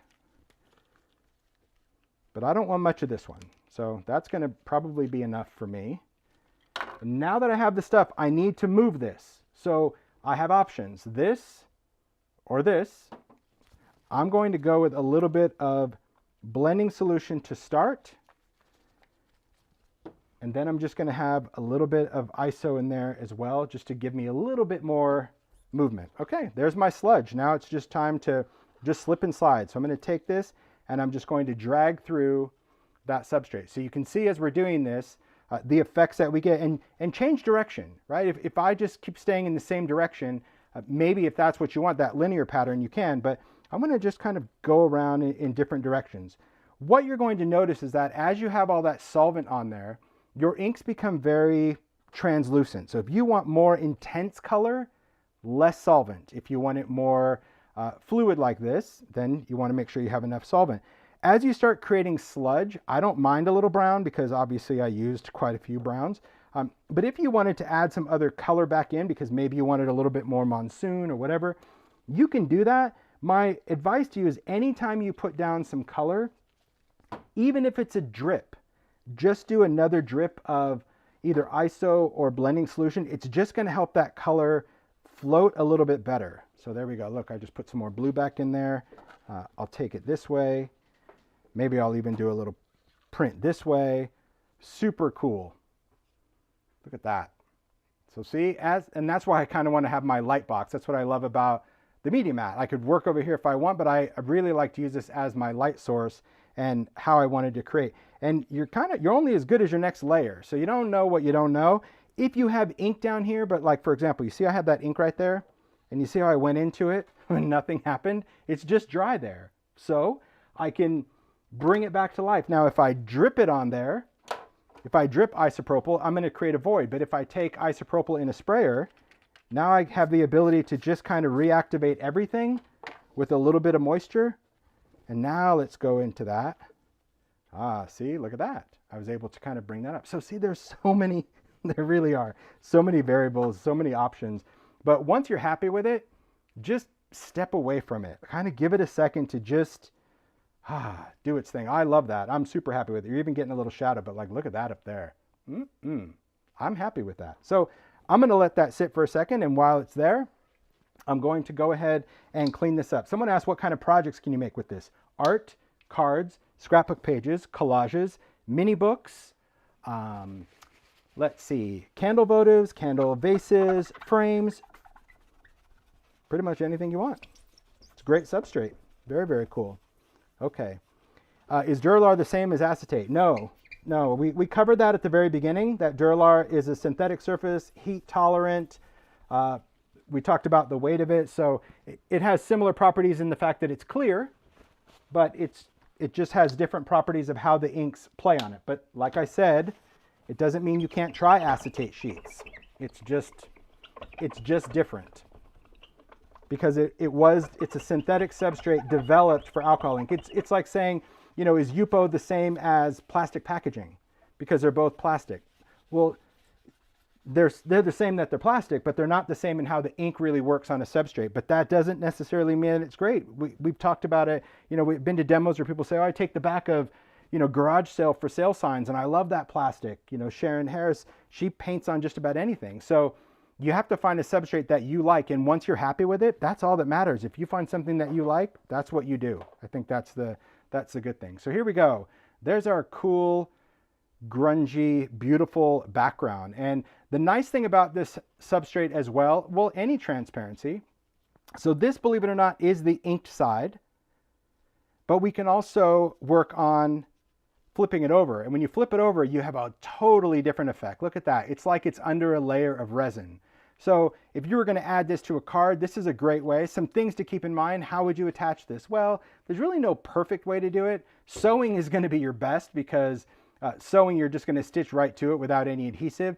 But some people use a spray adhesive. That's often nice because it provides a low tack. Some people are okay with collage medium. As long as you're not too heavy with liquid adhesives, you're not going to muck up your ink. Glossy accents is not your friend with this product. The components of glossy accents will actually turn these inks funky colors, so I would never use that as my adhesive. But yeah, it's pretty. Or you can just take this and run some tape around it, right? Run a skinny little bit of double-sided tape like score tape. You'll be fine. So there you go. That is our background. But what we're going to do is we're going to stamp on this one because I want to. So before I stamp or emboss, I'm just going to take a hairdryer and I'm just going to turn it on high and just make sure my inks are dry. Ideally, in a perfect world, when I'm working with this, Brads or eyelets. Yeah, I'm surprised Stacy didn't say that. But yes, brads or eyelets would also work. A tiny attacher would work. Any way to fasten it. Many, many ways. When I work on ink backgrounds, you've seen that little tin of stuff. I like to just work and go, work and go. I don't like to create a background with the intention of stamping on it. That is not how I work. I just like to create, and then I'll go through my backgrounds and be like, okay, I'm going to use this for die cutting or stamping or lift ink or whatever.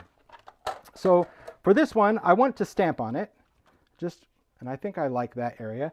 But the reason I like it to set aside is because a lot of times, depending on how many layers, it could have resin in here, and that resin is going to remain tacky, and it could get a little messy for the embossing.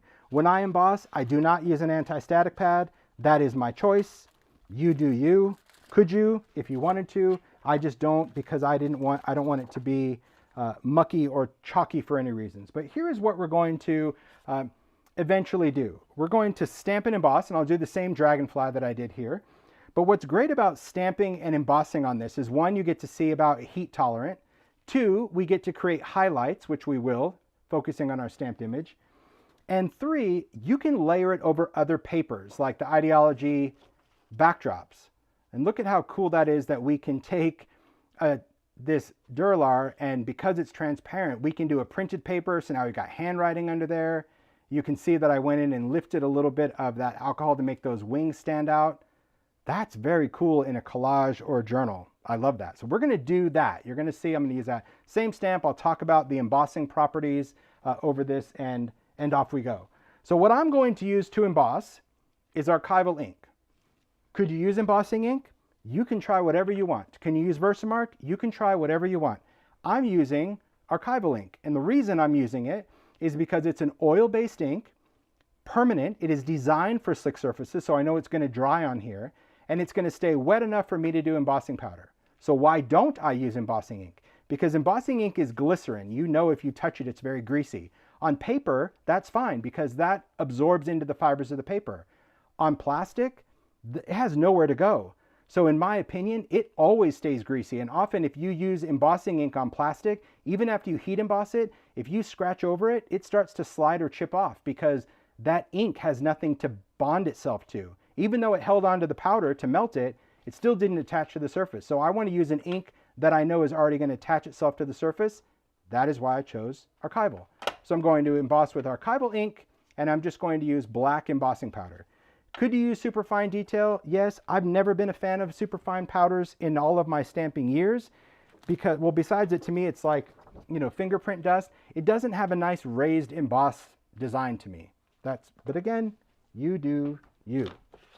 So let's go into that dragonfly. It's a blast from the past, right? These are original Stampers Anonymous classics designed by a variety of anonymous, amazing artists through the years. When Stampers Anonymous first started out, that's what got me into stamping, was this brand. I freaking love these images, so I love these classics. They're still available. This one, and I know this set in particular, Michelle Ward, this is actually my favorite stamp of all times. You can see, you don't see many stamps in my binders like this, do you, Mario?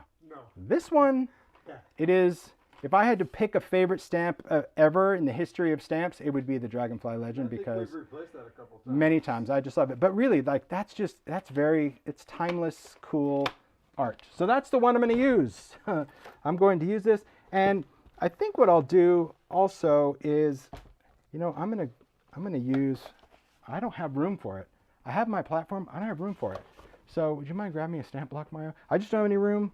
And I don't want to move everything around because I'm already kind of set up. I'm going to wing it. I'm going to go old school. I'm going to stamp with a stamping block. Can you use perfect pearls with archival? Yes, you can. Random question, but yes, you can. Okay, I'm going to line this up on a grid block. No, I'm good with that. Thank you. Line that up. Okay. Archival, powder. I'm going to make sure that my powder is open, ready to go. Although archival is embossable, it's embossable on everything. Oh man, oh my gosh, I totally put that on crooked. See, that's why I have to work on a table and not in front of my face. Okay, let's go. Here we go. Ding, ding, ding, ding, ding, ding. I know. Thank you, Ted, for not retiring stamps. Stampers Anonymous Classics, I have every set. I freaking love them. I had them in wood initially when I worked at Ben Franklin. That was, gosh, I remember that. Remember, it was like such an ordeal to actually sell the stamps. Yeah, originally it was like you had to know somebody to know somebody to know somebody. It was ridiculous. All right, so here we go. Ink, you can see I got ink on the stamp. Decide where I want to stamp it. That's going to probably be about here. I'm going to stamp with purpose, but no CPR because we are stamping on a slick surface. So I'm just going to use pressure. Normally I would probably do this in my stamp platform just to make sure, but I'm just going for it. We'll lift it off. Now, this is why I like to emboss, because this is stamped. You can't really see it. Even though it's a black ink, I mean, that's black soot archival, you just can't. So I'm very generous with the powder. I just like to kind of pour that on. I'll stand it up. I use the side of the jar to tap the edge of the paper. This is the same way I do cardstock. I don't really like to be a flicker, although sometimes you have to. But just the vibration of this, really anything that's not stuck is going to come off. So there's our powder. Now I will lay this on the glass to see if I have any like big sticky areas. I have a couple of them here. So I'll just go in with a dry brush, right? Just a fan brush, and I'll just gently remove any of that powder. But I don't mind some of these little, see, even this one, I kind of like that one. But I don't really flick. I don't think it's a good idea to be a flicker because you take off too much powder. Tapping is okay, but again, if you like to you can be a flicker all you want. All right, there we go. So I've dusted that off. I'm happy with that. I'm going to set that aside so I can put my powder back, and then we will emboss. So I'm just going to take that, put that in like that, give that cardstock a little shakety shake to take off the static charge. I don't want to go in with my hands. I'll put the cap on, and off you go. Embossing glaze is embossing powder. It's just translucent. So yes, and it looks very cool. But keep in mind, because they're translucent, embossing glaze will actually interact with the color on your background. So I'm just going to use an embossing gun. I'm going to heat it up. Now remember, this is heat tolerant, just like we tolerate things. So when I emboss, I want to hold it up on the surface, and I want to emboss through the paper. I do not want to emboss directly down. You'll trap too much heat and you will create a blister. So if you can't hold on to it, you can get yourself a little set of little grippies, right? That can hold on to something if you're really sensitive to it. But my image is in the middle, so I have enough safe space. But yes, you don't want to emboss this substrate laying or sitting flat on a table, because too much heat will cause this stain to create a bubble. Okay, so we want the heat to go through it. I'm using an embossing gun now, not the hairdryer. And what I'm doing is I'm going around kind of warming up the entire space. I'm not focusing my heat anywhere because it's only heat tolerant, but it is embossable. And you'll see, and I like to again do this over white because I can see when it's turning, but you can see when it starts to turn that shiny black. Easy to identify over the white space. So again, you just kind of keep making its pass, and it's much easier to see like where it's embossed and where it isn't as you go. And to me, that side looks pretty good, so I just spin it around. Funny how, like, depending on how you work with your tools. Okay, look at that. That looks pretty good. See a little bit down here. Oh, a little bit on the end of that wing. I'm using my phone to actually see it. I'm like, oh, okay. There we go. Done. So now we have a beautifully embossed design, and so you can see just how nice that stands out, right? Okay, so we're going to paint, but before we paint, because I've used embossing powder, I'm just going to take a little Swiffer just to get off any of those little tiny pieces, because it's like sand on the beach. Okay, so I love this design. See, it does lay flat. It's beautiful like that. But my image, and you could totally stop like that. I think that's fine. But my image, I want to highlight this a little bit more. So because alcohol ink is so forgiving, and I could have embossed on the other side. I didn't have to emboss on the inked side. I could have embossed on that side, but I chose the ink side because that's what I wanted to do. But you could do either side. But next I'm going to go in with a brush and just some isopropyl, a little bit there. And I'm going to clean out some of these areas. So I'm going to go in and clean out the wings just so you kind of know what I'm doing. Oh, but first let's get rid of this purple that was in the brush. I forgot I painted with purple, isn't it? Okay, get rid of some of that. We'll put down another layer. I mean, I could have put down a purple wing. So you could, you could add a color just like we're removing it, but I wanted to go in and remove it. Okay, so I'll just take this brush and I'll start going right over this, right in that stamped area. And I'm just, you can see already how it just lightened that space. And you could see even without me holding that up. And just a small amount is all it's going to take. You don't want to flood it, but the embossing, it does help. It creates a nice little barrier. Do you have to clean it totally? Well, no, you could if you wanted to. I mean, you could go in and wipe it off with a Q-tip or a paper towel or something, but I'm just going for more of a highlighted area. So I'm wiping this color away until I'm pretty happy with the highlight. And even over here where it's embossed, there's still color under there. So I'm taking some of that color out of there. And I'm wiping off my brush occasionally if I see that I'm just starting to like move the color that I'm picking up. So that's important. But this is an important step that I will also want to share with you about embossing and alcohol inks, because some people say, well, could you emboss first and then do the color?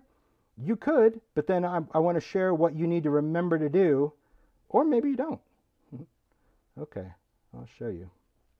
All right, so that was just isopropyl alcohol and a brush over my alcohol ink background. So now let's take it over here. You can see a close-up. Look at that. So see how my ink right over those wings, totally translucent, and see how I did that here? Now let's see if the camera's going to pick it up. Oh, rats. Well, it kind of is. Okay, wherever the isopropyl touched the embossing, you can see right there in the middle of his body, and you can see right here on his wing. Isopropyl mats embossing. So that's another trick. If you don't want to use steel wool, if you just went over it with isopropyl alcohol, it will actually dull the shine of the embossing. So if you look here on his body, you can see that dull spot right there, and you can see on his wings that they're shiny on the edges, but the wings are dull. Now you can leave it like that, but if you want it to be shiny again, which I do, you just go over it with your embossing gun again for just a few seconds, and it remelts that powder and brings back that shine. So all I'm going to do is I'm just going to hold it up now against the window because I can just get better light. And I'm simply just going to remelt that powder, and those wings and the body, any area that was dull will just become shiny again. Simple as that. Okay, a little bit down there on his body. Ooh, I see it. I see quite a bit actually that I want to emboss a little bit more. Ooh-wee.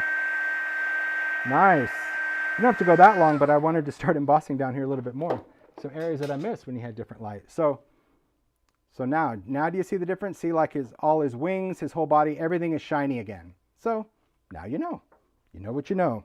You only know what you know, and you didn't know it in the first place. So here, say that all over again. You know what you know if you didn't know it in the first place, or something like that. But here you can see how cool that is when you put it over some type, it could be ledger paper, dictionary. This is also a great way. I saw Tersh doing some cool tape, Sky Bambi, like again doing like ink and then lay it over something to create a collage effect. It's quite phenomenal, quite fun to stamp and emboss. So that's what you can do with clear. Just a couple things. There's so many things that you can do, which is so amazing. So it's good. Ranger ink. Why do you heat on the top? I mean, if you heat it from the bottom, the powder doesn't fly away. You could heat on the bottom if you wanted to. Yeah, some people heat from the bottom, some people heat from the top. Preference, like everything else in the making sphere, right? Preference. I prefer to heat from the top because I can see where my heat tool is pointing, and I can't really see it when it's under a card. That's why I do it. But you did ask Ranger, not me. But I wanted to interject. Well, she asked you so, like 10 times before, and I okay. told her that Yeah. you were doing it on the top. Yeah, just a preference. But you could heat from the bottom just the same. It's up to you.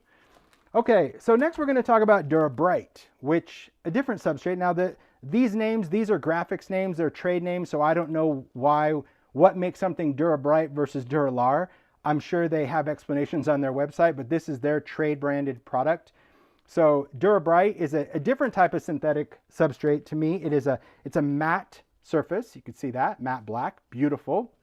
We've already been through that. You can die cut it, you can do all that. But we're going to talk about alcohol inks on black. Now pearls are going to be beautiful because it has the pearls, but if you're going to use the inks, you need to understand how you work on a black substrate with alcohol ink, okay? Because the inks themselves are translucent. All of these colors are translucent, again, with the exception of pearls. So if you just put them on black, you're not going to see them. You'll see like a little tint of pink, but they're translucent.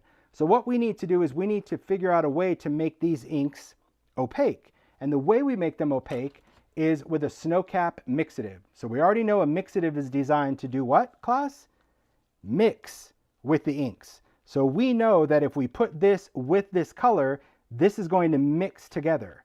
So by adding mixative to your background, you create a semi-opaque variation of that color, meaning where there is a concentration of snowcap, it is more opaque, and as this mixative dissipates, it becomes more translucent because that is the nature of these colors. And your backgrounds can certainly vary. They can vary from really bold with a lot of mixative, medium amount of mixative, or just a little bit of mixative. There's no right or wrong because, I mean, this background, I don't know if the camera's going to pick it. There you go. You see that? That it may look black in one way, like look at that, it just looks black, but when the light hits it, dang, you still see the color. So it's important to understand this is one of those that like in real life, it's much better. But here it is a little weird because you look at that and be like, well, that's a hot mess. And then you're like, wait, what just happened? It's a phenomenal substrate. I've said it for years. You can go back and watch older videos. I have never liked alcohol ink on black paper because I never got it to do what I wanted it to do. It never worked the way ink should work. It never stayed luminous on a surface. Even the alcohol ink cardstock that we had, I said the same thing. This absorbed the color too much. I never got this result. And so I was super thrilled about this Dura. So let's go in and do some backgrounds and show how we can work with it. Now, I'm also going to be completely honest with you. This one is a huge learning curve. I have a lot of things that just didn't work out the way I intended, but you keep going. You get what you get. You reimagine it. You kind of redo it. So here we go. Okay, so I'm going to take this piece. This is just, again, a piece of the black Dura. I'm going to do the same thing on the back, just a little, not much, just a little mist of water just because I want it to stay put. I should have moved it. Isn't that crazy? That little bit of water is like, that's as far as I can get it to go. Okay, here we go. What we're going to do is we're going to have snowcap mixative at the ready. I do love that we have mixative in a big bottle. It comes in a small bottle, but I know I'm going to be using it, so I'm going for it. I'm also going to be using isopropyl because I want to kind of flood this, and I'm going to use some colors. Now for this one, I think I'm going to simplify this a little bit. So let's take gumball. Let's just do simple colors because I will tell you the other thing that I learned. I actually want to use, ooh, Laguna's pretty cool. Mermaid's pretty cool. I'm going to look in my tin. Let's see. Ooh, I like that color. I was looking for turquoise. Oh, I think I touched my screen, so I may have froze my chat. I don't know. Did I? You? Yeah, me. Let's see. Okay. Okay, cool. All right. Sorry, I touched the, okay. No, it's still good. We're going to use a little turquoise. So it's just, this is gumball. Now it could be Fiesta. It could be a lot of those. It could be any kind of color you want. But we're just going to use those. Now here's why. When you work on black, it's super interesting because these colors can muck up pretty fast. So we'll see. It may muck up for me. You don't know. You get what you get. You don't throw a fit. I'm going to start with iso, a little isopropyl. We're going to take some mixative. Now you can drip it. You can line it. You can do all sorts of things. Just going to put a little bit of that white mixative down, and now I'll add my color. So I'll do some pink there. Let's take some yellow here, and we'll do some blue here. And I'm kind of squeezing some out. It's more than just a drop. I can go back and add more.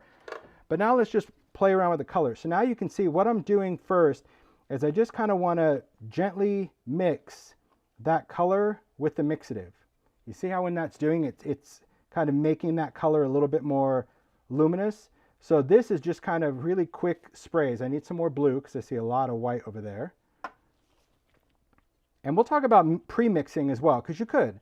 And once I have stuff a little bit mixed up, now we'll just start manipulating this color. We'll just move it around, create that little, oh, look at that. Look at that blue. Whew. Now keep in mind, you know, as these colors start to engage with one another, they'll become something totally different, something completely unique. All right, now if you wanted to add more color, could you? Absolutely. So we could go in with some more color. I could even go in and add a little touch of pink there. I could add a little bit more yellow. And as long as the isopropyl is in play, you're still going to get movement. You'll know if it isn't. I mean, that's the other thing that I think so many artists love about working with isopropyl is that it does give you a way longer open time than blending solution. Blending solution at that point would have long been dried. All right. I'm just going to like push. There we go. I just wanted to, so because I wanted to push, I don't know if you saw it, like I'm giving it a quick blast and I'm moving. So watch this yellow area. See that? I just wanted to create more of a striation, if you will. Wow. Okay. Now you can let it sit there. You can kind of create this effect, or you can just kind of free some of it. I won't dry it completely because I want to still get some blends, but I don't want too much going on. You know, I don't want them to become a little too friendly and things, you know, become a mucky mess. So this is one of those substrates that once you kind of like it, step away from the paper because it can go from nice to mud in seconds. But this is still wet, and I'll show you. That's dry right there. So you can see how luminous that is. And here you can see it's still shiny. There you go. So that's all still wet. So I'm going to let it do its thing. It might cover up that little white a little bit. It might not. So if you liked something exactly how it was, then you might want to go in with a hair dryer and dry it. But you're also just kind of, you're going to get what you get. And I'm going to set this one aside. We'll do another one. Where's the safe space? Let's put that over here. We'll take another piece. Just going to add a little bit of water. There we go. So this is just showing you working with the color. Now let's do some pearls. Let's just do some alcohol pearls down here. I think I'm going to take, we'll take intense. We'll take villainous. That's going to be a good one. We'll take a little bit of tranquil, and I think I'm going to do smolder. Yes. Okay. These colors will be quite nice down here. Now these, because they have pearl in them, I just want to show you how that's going to look on the black. So I'm going to shake all of these up because these have to be shaken up. And we know from the demo that because I'm using pearls, we are not using isopropyl. We are using blending solution to blend.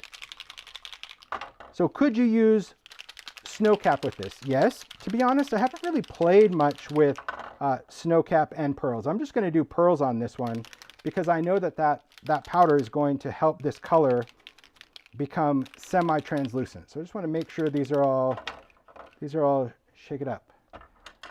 All right.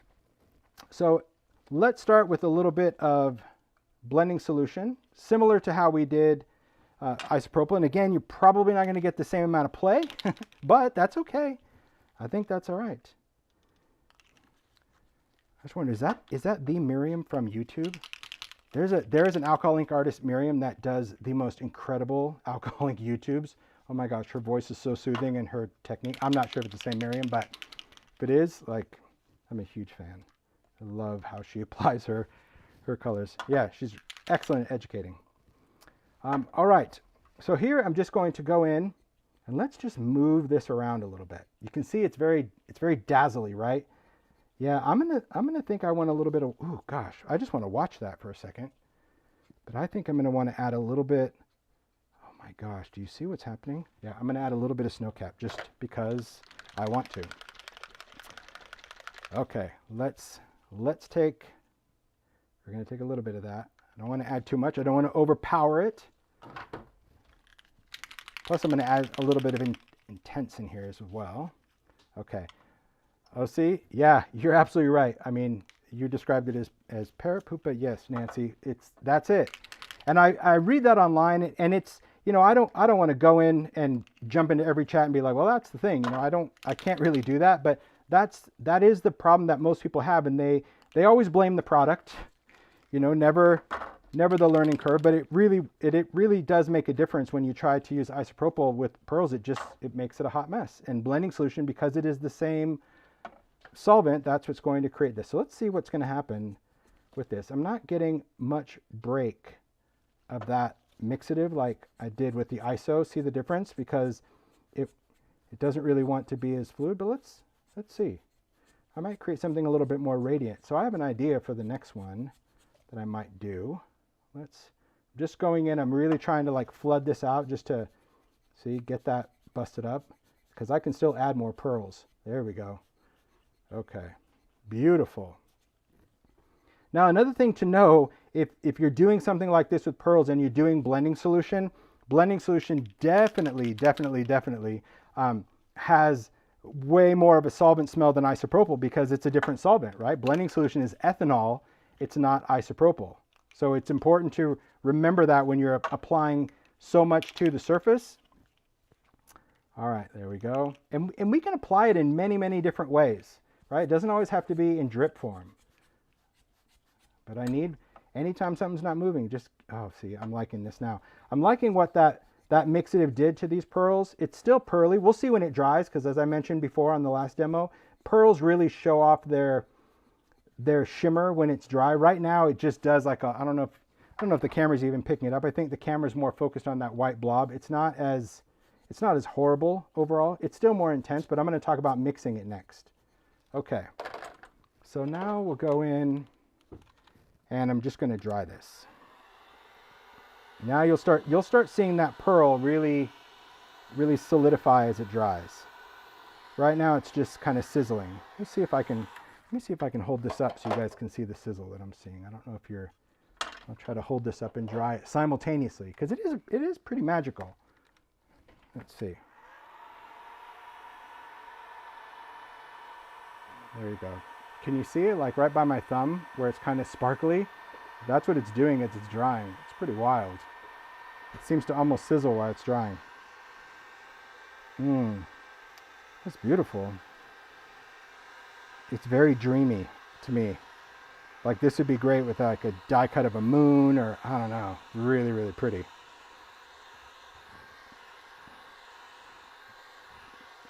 Really nice. Okay, so there is our background. That's that whole, look at that. So pretty. And so, yeah, you still have kind of that moon glow, and you could go in with another tool. You could even take a brush. I'm sure if I would have went in after I did blending solution, I could have taken a brush and really scribbled it out. That's fine. But I mean, I don't mind that. Because again, when I'm working, I'm probably going to cut this into something and use it with something a little different. But I love the pearls. But we'll bring it back to this one. You can see the difference in ink and snowcap, and this one still isn't dry all the way, but I'm going to go in and dry it. See what happened? I'm going to set that one down. Look at what happened on the edge right now as we've let this dry. See, by drying on its own, see how some of that color really migrated to the edge and we're getting this crazy outline of color? That's why if you can let things air dry, you get these serendipitous results that just become magical. You know, that's the whole idea. Because if we would have dried it like we did over here, it would just already be dry. We wouldn't have got this break that we had. That's pretty wild. All right. But I'll finish the drying because it's so cool. Okay. Just going to dry with a hairdryer. Could I use a heat tool? Asked and answered, we know. Because it is heat tolerant. So if we can emboss with a heat tool, we can dry with a heat tool. I just prefer a hairdryer because I don't have to be as careful. It's also going to give me a little bit more movement.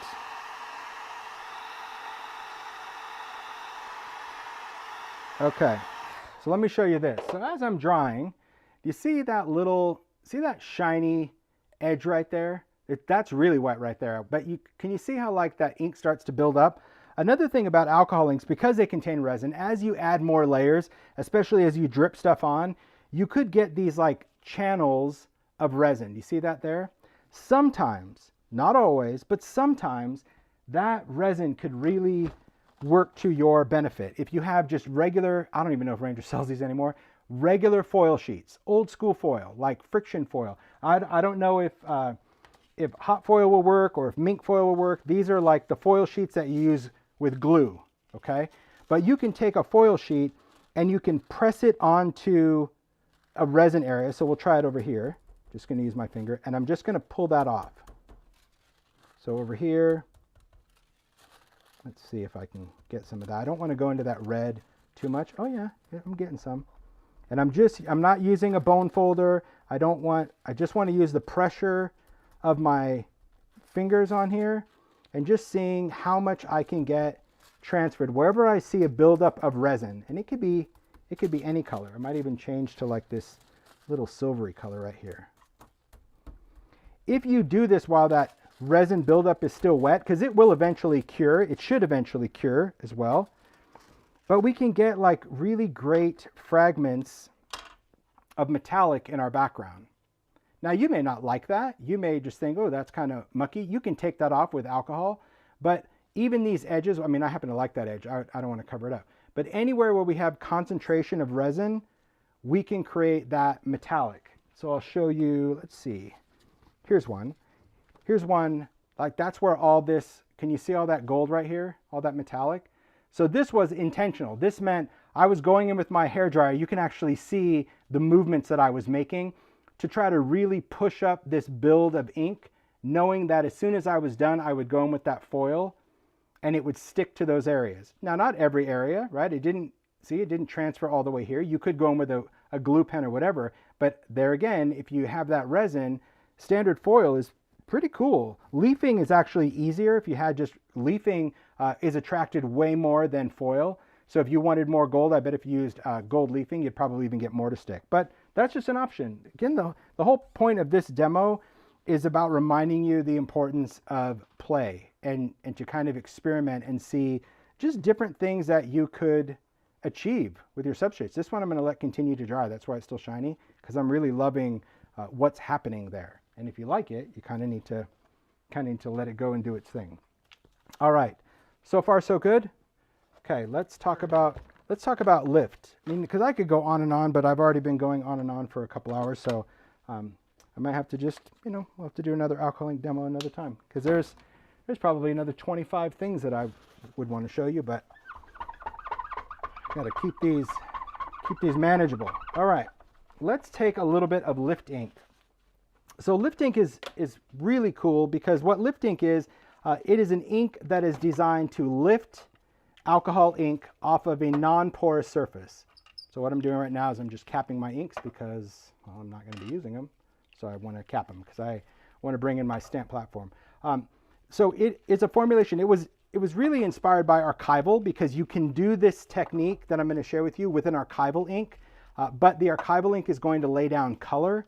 So you have to manipulate the color of the archival and the alcohol ink, whereas lift ink is just clear.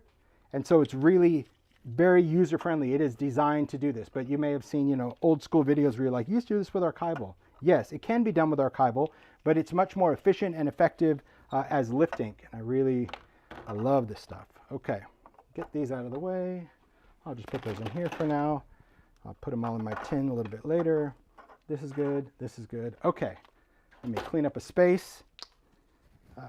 Can it be varnished? So people are asking about sealing. There's a lot of different ways people can seal. Kmart varnish from Krylon is one, but it has quite a smell. Some people use workable fixatives. Some people seal with resin. So yeah, so there's many ways that you can seal. In fact, I think Jacquard even has an alcohol ink sealer that they just came out with that people have given really good reviews to. You have to just see what works for you and question why you want to seal your work. Obviously, if you're an artist and you're selling your paintings, you're going to want to seal them. But as a maker, because I've just used my stuff for backgrounds and cards, there is no need to seal them, because I don't plan on soaking my make in alcohol.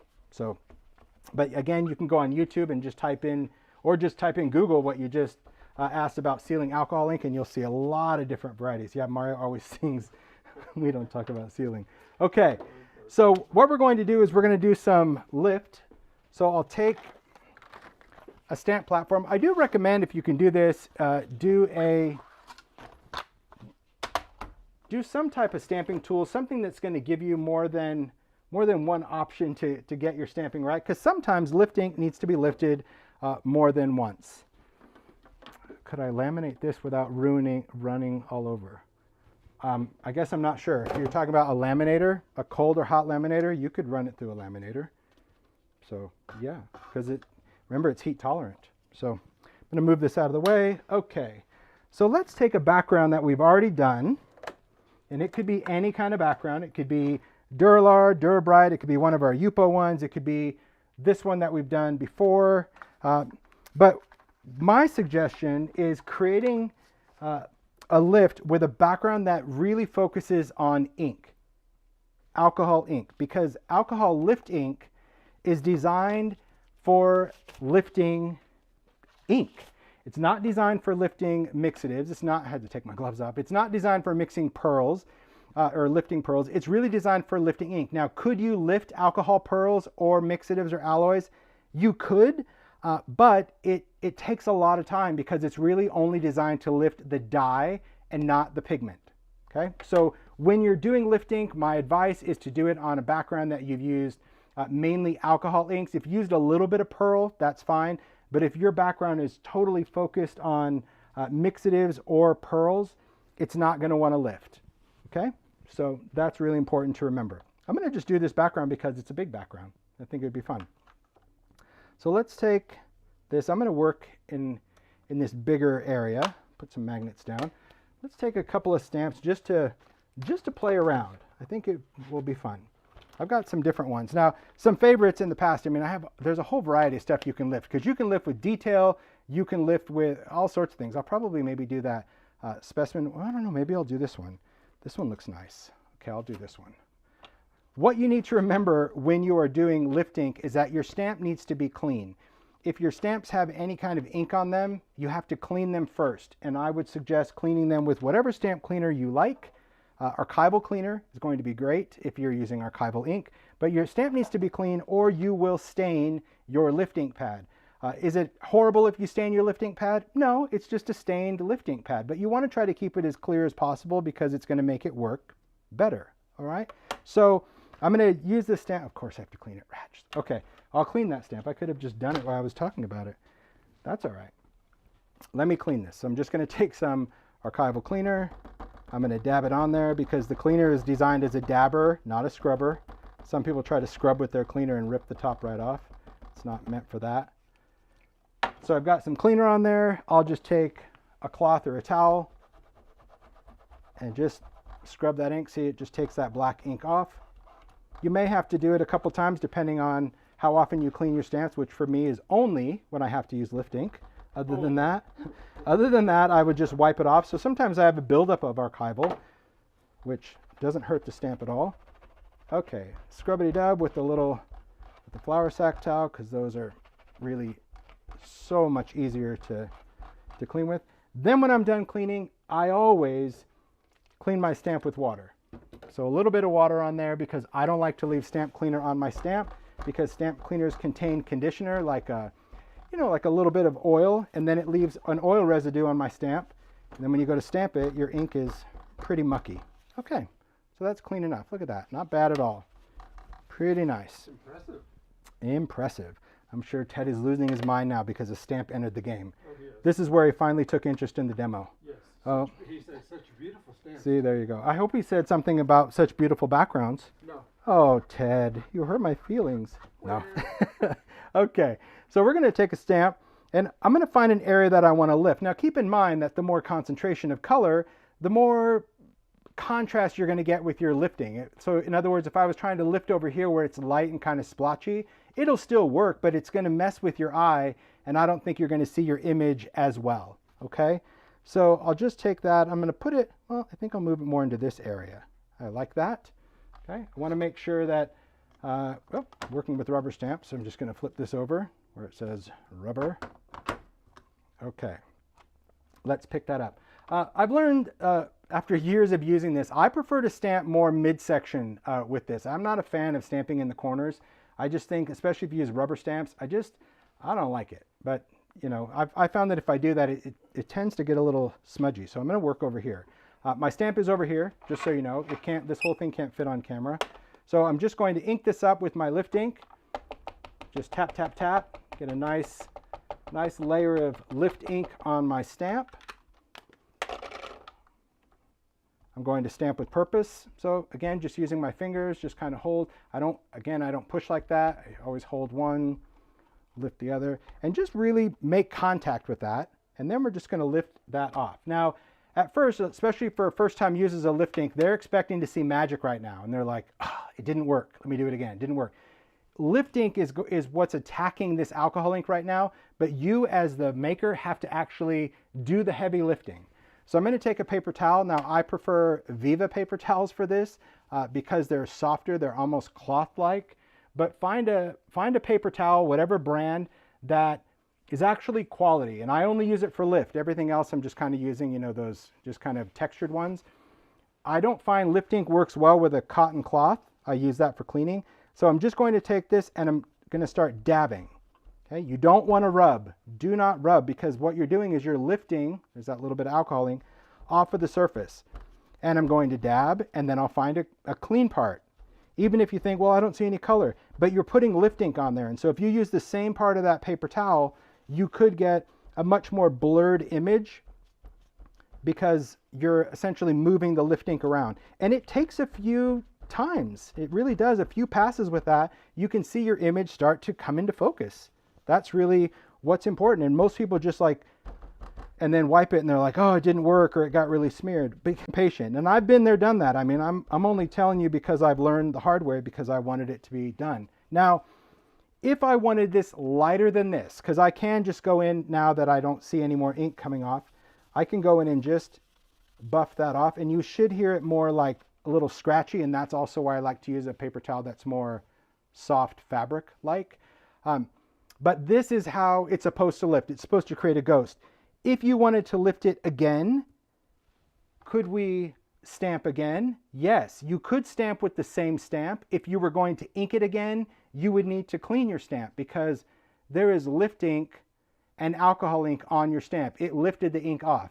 I'm happy with this because I want to show you what you can do with that ink on there. But if we were going to stamp it again, you would either stamp it without re-inking, and that would lift it some, not a lot. But if you wanted to have way more, especially if you're doing pearls or mixes, you would have to clean the stamp. Then you would have to go in and ink it with lift ink and do it a second time. But right now, I'm happy with this for right now. I'll come back to this background, but take a look at that. Like, that's perfect to me. I love that. See that little galaxy that we splattered earlier? Look at how that's just beautiful. We'll do more to this. I think that's great.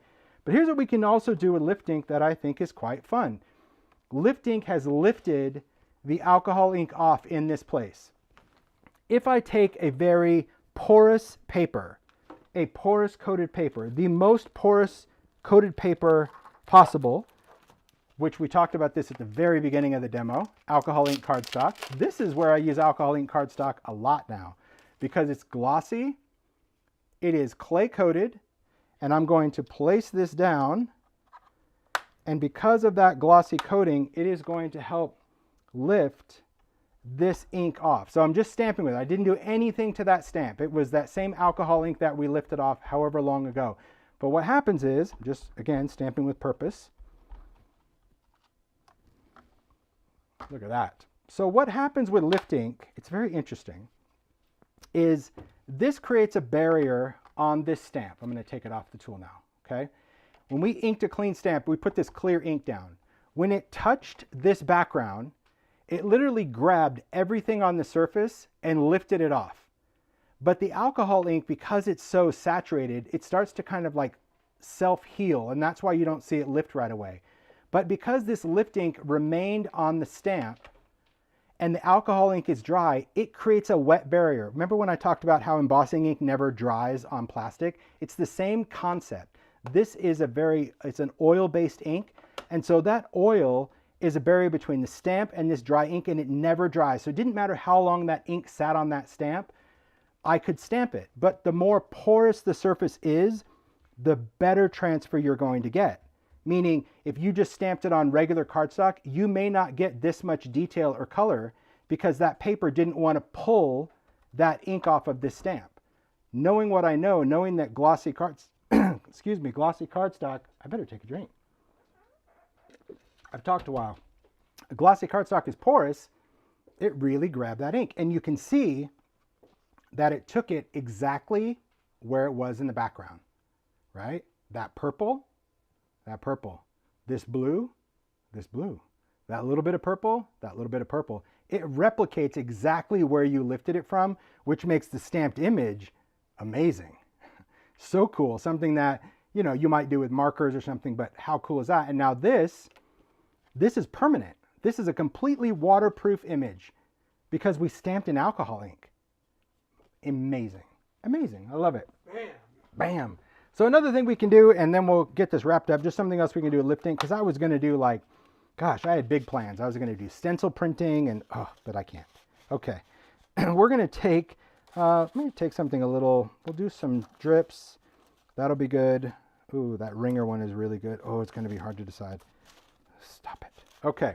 I have to tell myself, stop it. Stop making decisions. Okay. I'm going to take some Lift Ink Re-Inker. Could you do this from the ink pad with the blending tool? Yes. But this to me is much easier. So I'm just going to do just a little drip of the Re-Inker. This is the Re-Inker you would use on the pad. Then I will take an ink tool. I prefer to go in with a little bit of domed foam, but you could use regular blending foam. That's fine. And I'm going to pick up that drop of lifting. I'm going to kind of work that into the foam, if you will. Now I can take a stencil. So we'll start over here. We'll start maybe a little bit on the bottom here. And I'm just going to start dabbing that into the stencil. I'm not swiping. I'm not doing anything. I'm just dabbing that on there. I'm going to lift the stencil off. Maybe I'll take some over here.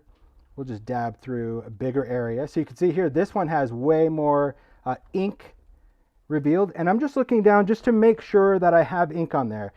You can see, I mean, you can't see on the camera because it's up here, but from an angle, I can see that I'm putting enough on there. Okay.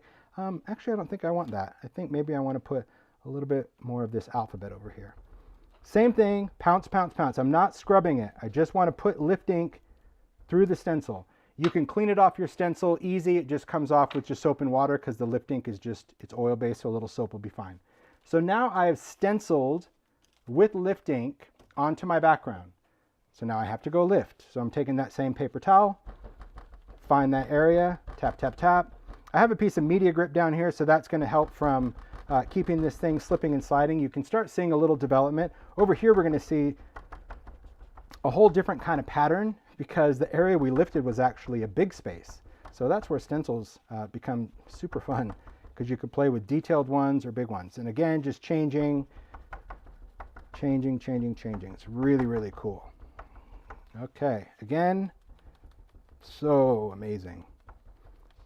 Because lift to me should be almost this ghosty subtle. If you want your image to be white, you should be stamping and embossing, not lifting. Lifting is when you want that image to be kind of ghosty. So now I'm just going to buff off any excess that might be there, and then we'll hold it up. So the other reason why I like to use the Re-Inker is if I needed to put more on there, if I took this into my ink pad, I would transfer that color onto my ink pad. So the Re-Inker just allows me, if I was doing a bigger area, I could put more lift ink on there. If you don't have a Re-Inker, there is a trick around that. You could just take your ink pad and squish some of that ink out and pick up more lift ink. So there's always a workaround, but that's just why I use the Re-Inker. It's just easier. But if you didn't have one, don't think, oh, I can't stencil now. Just remember, try not to put ink back on here. That's not itself. So here we go. Let's lift this off. Move this out of the way and take a look at what we created. Beautiful. So this one, Ringer, I love this stencil because it's got a lot of open space. See, most stencils, you're cutting out and you're only revealing small areas. This is kind of the opposite. You've got these great distressed rings, but you're really stenciling those giant dots, and that's where it's lifting those bigger dots here because I wanted a different scale from these little speckly flecklies. And I like that little balance of just having some of that alpha type kind of coming in. Makes that, you know, just cool to me. But a fun way to really change your backgrounds just by adding ghosts. And could you stamp on this? Yes. Could you emboss this? Yes. You could then build another layer by putting something black over the top of it. It could be very cool. And could you lift off of this substrate? Yes, but I'm going to tell you that I don't like it, and I'll tell you why. Just like when we talked about embossing, when you try to lift off of this with lift ink, you could do it. But to me, it's never as clean as this because it's that plastic. So when we stamp in that oil ink and I try to dab it off with the paper towel, it will do it, it will lift, but it doesn't stay really sharp. And I think it just has to do with that this plastic is just way more slick than, say, Yupo or the black Duralar. It just doesn't. Can you lift off of the black? Yes, you can. You can lift, and then your image, instead of it being the light color of this, it actually shows up black. It's pretty cool. So there's a lot of fun things that we can do with alcohol inks, with alloys, with pearls, with substrates. It's just magical. It's magical stuff. To me, it's like you never stop. And if you have a little tin of inspiration, Some stuff you're going to use up. Oh, I mean, look at this background. This is that silver sparkle cardstock. You could do such cool things with that sparkle. I think there's even a rainbow one. See, I started to do a card front and I'm like, no. But you can. But that one's really neat because the alcohol ink just does, yeah, it's pretty amazing. The metallic, I think I have a metallic one in here. Oh, there's a metallic. Look at that one. So that was done with lift because there's a stencil that, just like the rings, there's one where the numbers are actually solid. So it lifts around it. Isn't that cool? But that's like the brush metallic. A lot of cool things. And if nothing else, you know, you've got quick card fronts, quick all sorts of things. Oh, this is one. What time? Oh, I'll do it real quick. It's like I've got nowhere to go, but I just don't like to keep people here all day. So here's other things that I did lifting. Someone asked, what do you do with your stuff? Well, sometimes you could have a background like that, but then you can just cut it up and look at that. Right on a card. Simple. So you can get many things from your background just by cutting apart the pieces you like, and embrace the space. If you've got white space, cool, good for you. But you can often, I like to just work on larger pieces and then just cut apart what I want or what I don't want. Look at that background. Like I love that tree line stamp. Or I thought, oh, it looks like a sunset. Okay, I'll use that tree line stamp to create that. There's so many, gosh, so many things. Lift ink. Oh, here's another lift ink. That's a favorite. Those who've watched that demo, you've probably seen this stamp used a bazillion times because I love that. Bubbles, that's another one. This one, oh man, this to me makes, I think I have it over here. I almost used it, but I think I buried it. Oh no, I talked about it earlier. This one, Bubbles, one of my favorites to lift. Look at that. It creates the coolest background over alcohol ink that you don't have to do the work. So instead of going in and doing all the cells and all that, it's just lift ink with this stamp over that background. Whew. See, then you look at it, I mean, that's like ocean. That's just cool. So it is one of my favorite stamps to lift. Most of the time it stays clean because of that. I find myself using it for lift time and time again. All right, let me show you this one. I haven't done that in a while. It's kind of the same, where we talk about using resist spray as a varnish and or clear embossing. I have so much stuff everywhere. Okay, so if you had a background, you could stamp and emboss in clear and trap your image. That's how this butterfly was done. This was a colorful background initially. I stamped in clear, embossed in clear, and I created this effect because this was Yupo. This is white Yupo. This one is done with a stencil using resist spray. Resist spray is pretty fascinating because it is like a sprayable water-based sealer. So could you spray this over an alcohol ink background and technically seal it? Yes. It's not something that you would do if you were like a fine artist, but if you, for whatever reason, you wanted to seal it, you could use resist spray. But I use it as a technique like this, where we take a background that we've done. These are two backgrounds that I've done. You place a stencil down over the top of it, which I've already done, and you spray resist spray through the stencil, which I've already done, and you let it dry. It takes about maybe 15 minutes to dry on here. You would not want to heat this up with a heat tool or anything at this point. Just let it dry. But there is a resisted design on there. So can you see it? There you kind of see it with the light. There is an alphabet stencil resisted on this background. This one has kind of a botanical florally one. The thing about this technique though is you never know what you're going to get. You hope for the best, but you never know. But it's quite fun. So these are done with resist spray, and here's what we're going to do to reveal it. Mario, would you mind grabbing me a splat box? I told you I was not planning on this, but that's why I like doing demos, because you can just do what you do. And if you're bored and gone, you're gone. So I'm going to take a splat box, and I'm going to work with this background. Now a splat box has a short edge and a long edge. Normally you can tell this is how I do my sprays, in the long spot. But for this one, I'm going to use the short because I'm going to stand my background up. It is important that you stand your background up for this. You'll see why in a second. So I may not get the best camera angle because it's blocking my light, but you'll see. You'll get what you get. That's all we can do. I'm going to lay a paper towel down because it's going to get a little messy. I'm going to take my background. I'm going to stand it up, and I'm going to take isopropyl alcohol. That's what's in this sprayer is isopropyl. Could you use the one from a mini mister? Yes, but I like having more.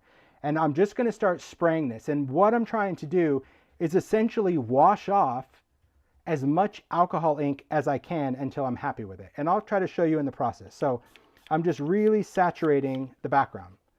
So you can see already, you can see those alphabets even starting to come through. I'm just going over it. You can spray as much as you want and just give it a second to do its thing. See what it's doing? Ooh, oh my word. Okay. What is happening, and I'm just going to take this and I'm just going to kind of mop off the excess if I have stuff on the edge. What is happening is wherever the resist spray was, it trapped that background. Can you see all the little dots and stuff behind the letters? That was the initial alcohol ink background. The isopropyl now is washing off whatever color is not protected by the resist spray. Once you're happy with the drips, which I am, that's why I said stand it up, because you're going to get striation, you're going to get movement. Then go in and dry it, okay? You could let it keep doing its thing, that's fine. You could let it air dry, that's fine too. But this is going to freeze, in my opinion, more color on the background, okay? So this is just stopping, oh, so freaking cool. Okay, stopping the drippage, okay? Look at that, that's what we have right now, oh my word. So here's what you also have to remember. The solvent in the isopropyl alcohol, the alcohol, is not friends with a water-based medium. And I talk about this a lot, but you know, water and solvents is not the same, because people go, oh, well, you know, could I use alcohol inks with Distress ink? No, because Distress is water-based and alcohol ink is solvent-based, and you don't want to combine those two components. So because we put alcohol over this water-based resist spray, right now this resist is like sticky glue. It's having a chemical reaction that just is really gunky, but it will dry. It will go back to its normal thing if you just let it air dry. This part takes about, I'm going to say 30 minutes, okay? You can see it's already starting to dry back up to that wonderful texture of resist spray, but just be mindful of that when you do it, if you touch where the resist is, it's like it changes. It's almost like just goo, but it will cure back and it will be totally smooth and it won't be gooey anymore. So even though the ink is dry, the resist is kind of sticky. But that's okay. That's an easy drawback that I'm happy to let it dry and cure. But take a look at that background. Isn't that fascinating? Because not only do you get a cool staining of color, but the fact that all of those letters and the jaggedy wispiness, that's the stencil. It's designed to be cut like that. I mean, it pretty much washes away totally clean whatever your stencil design is. But I love the variation of that. It's one of those that when you see it, people are like, what? I don't even understand. How would you do that? Anyway, I'm going to let that one dry. And now we're going to do this one. We're going to see what happens. This one's going to be interesting because it was a background that I had. And I'm like, oh, this was bubble wrap in here. I stamped in bubble wrap, you know, because you could alcohol ink bubble wrap and then stamp with it. And you get cool little drips that way. But there should be a flower or something under here. Let's see what we get. So ISO. And this is, again, why having a bottle like this is so much easier. If you watch earlier demos, remember Mario would have like a stash of mini misters. Yes. Because I just blasted it. Oh, look at how this one. Look at those flowers. Shut up. That's beautiful. Ooh, I want to keep that green. I want to keep that green before it goes. Okay. So I want to keep that color, so that's where I'm using the hairdryer. I'm picking up the paper and just blotting off because you will get a line of sludge, so that's why you want to touch it on the paper towel to absorb. But now I just want to dry this. Ooh, so pretty. Oh my word.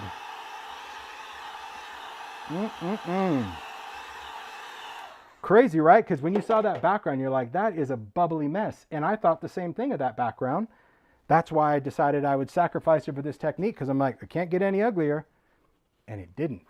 It got nice. So here, because I don't want to touch the resist spray, look at that one. It's just such a beautiful wash of watercolor, and you get that shine. Now, I would imagine if you were into glitter, you could actually probably glitter dust this right now, because it's pretty tacky. You could probably even get some sparkle to stick if you wanted to. Anyway, just a fun technique with resist spray over backgrounds. I like to share that because, you know, see, I just picked it up just by touching that. That's how sticky it is. I didn't even have to, it's just that sticky. But it's a cool thing because sometimes we have backgrounds that we just don't like, but I just move on. You know, don't spend time too much, what is it? Like, don't spend more time making a mistake than you did to do it. I don't know what the quote is, but my point is, it's a good quote though. It's really mindful. But my point is, like, sometimes as makers, we spend so much time trying to save something because we had this expectation. But then when you just move on and you do something else, you're going to go back to that box of disappointments and all of a sudden, everything is amazing again. You're like, ooh, wow, I actually like that. Okay, I don't know what I didn't like about it. And I find that interesting because sometimes I'm like, well, what didn't I like about this? I think that's pretty good. But maybe whatever in that day, I just didn't like it. So here's lift ink and stamping, because you can do both. You can lift and then you can stamp in black, and I could go on and on. The point is, alcohol inks are just incredible fun.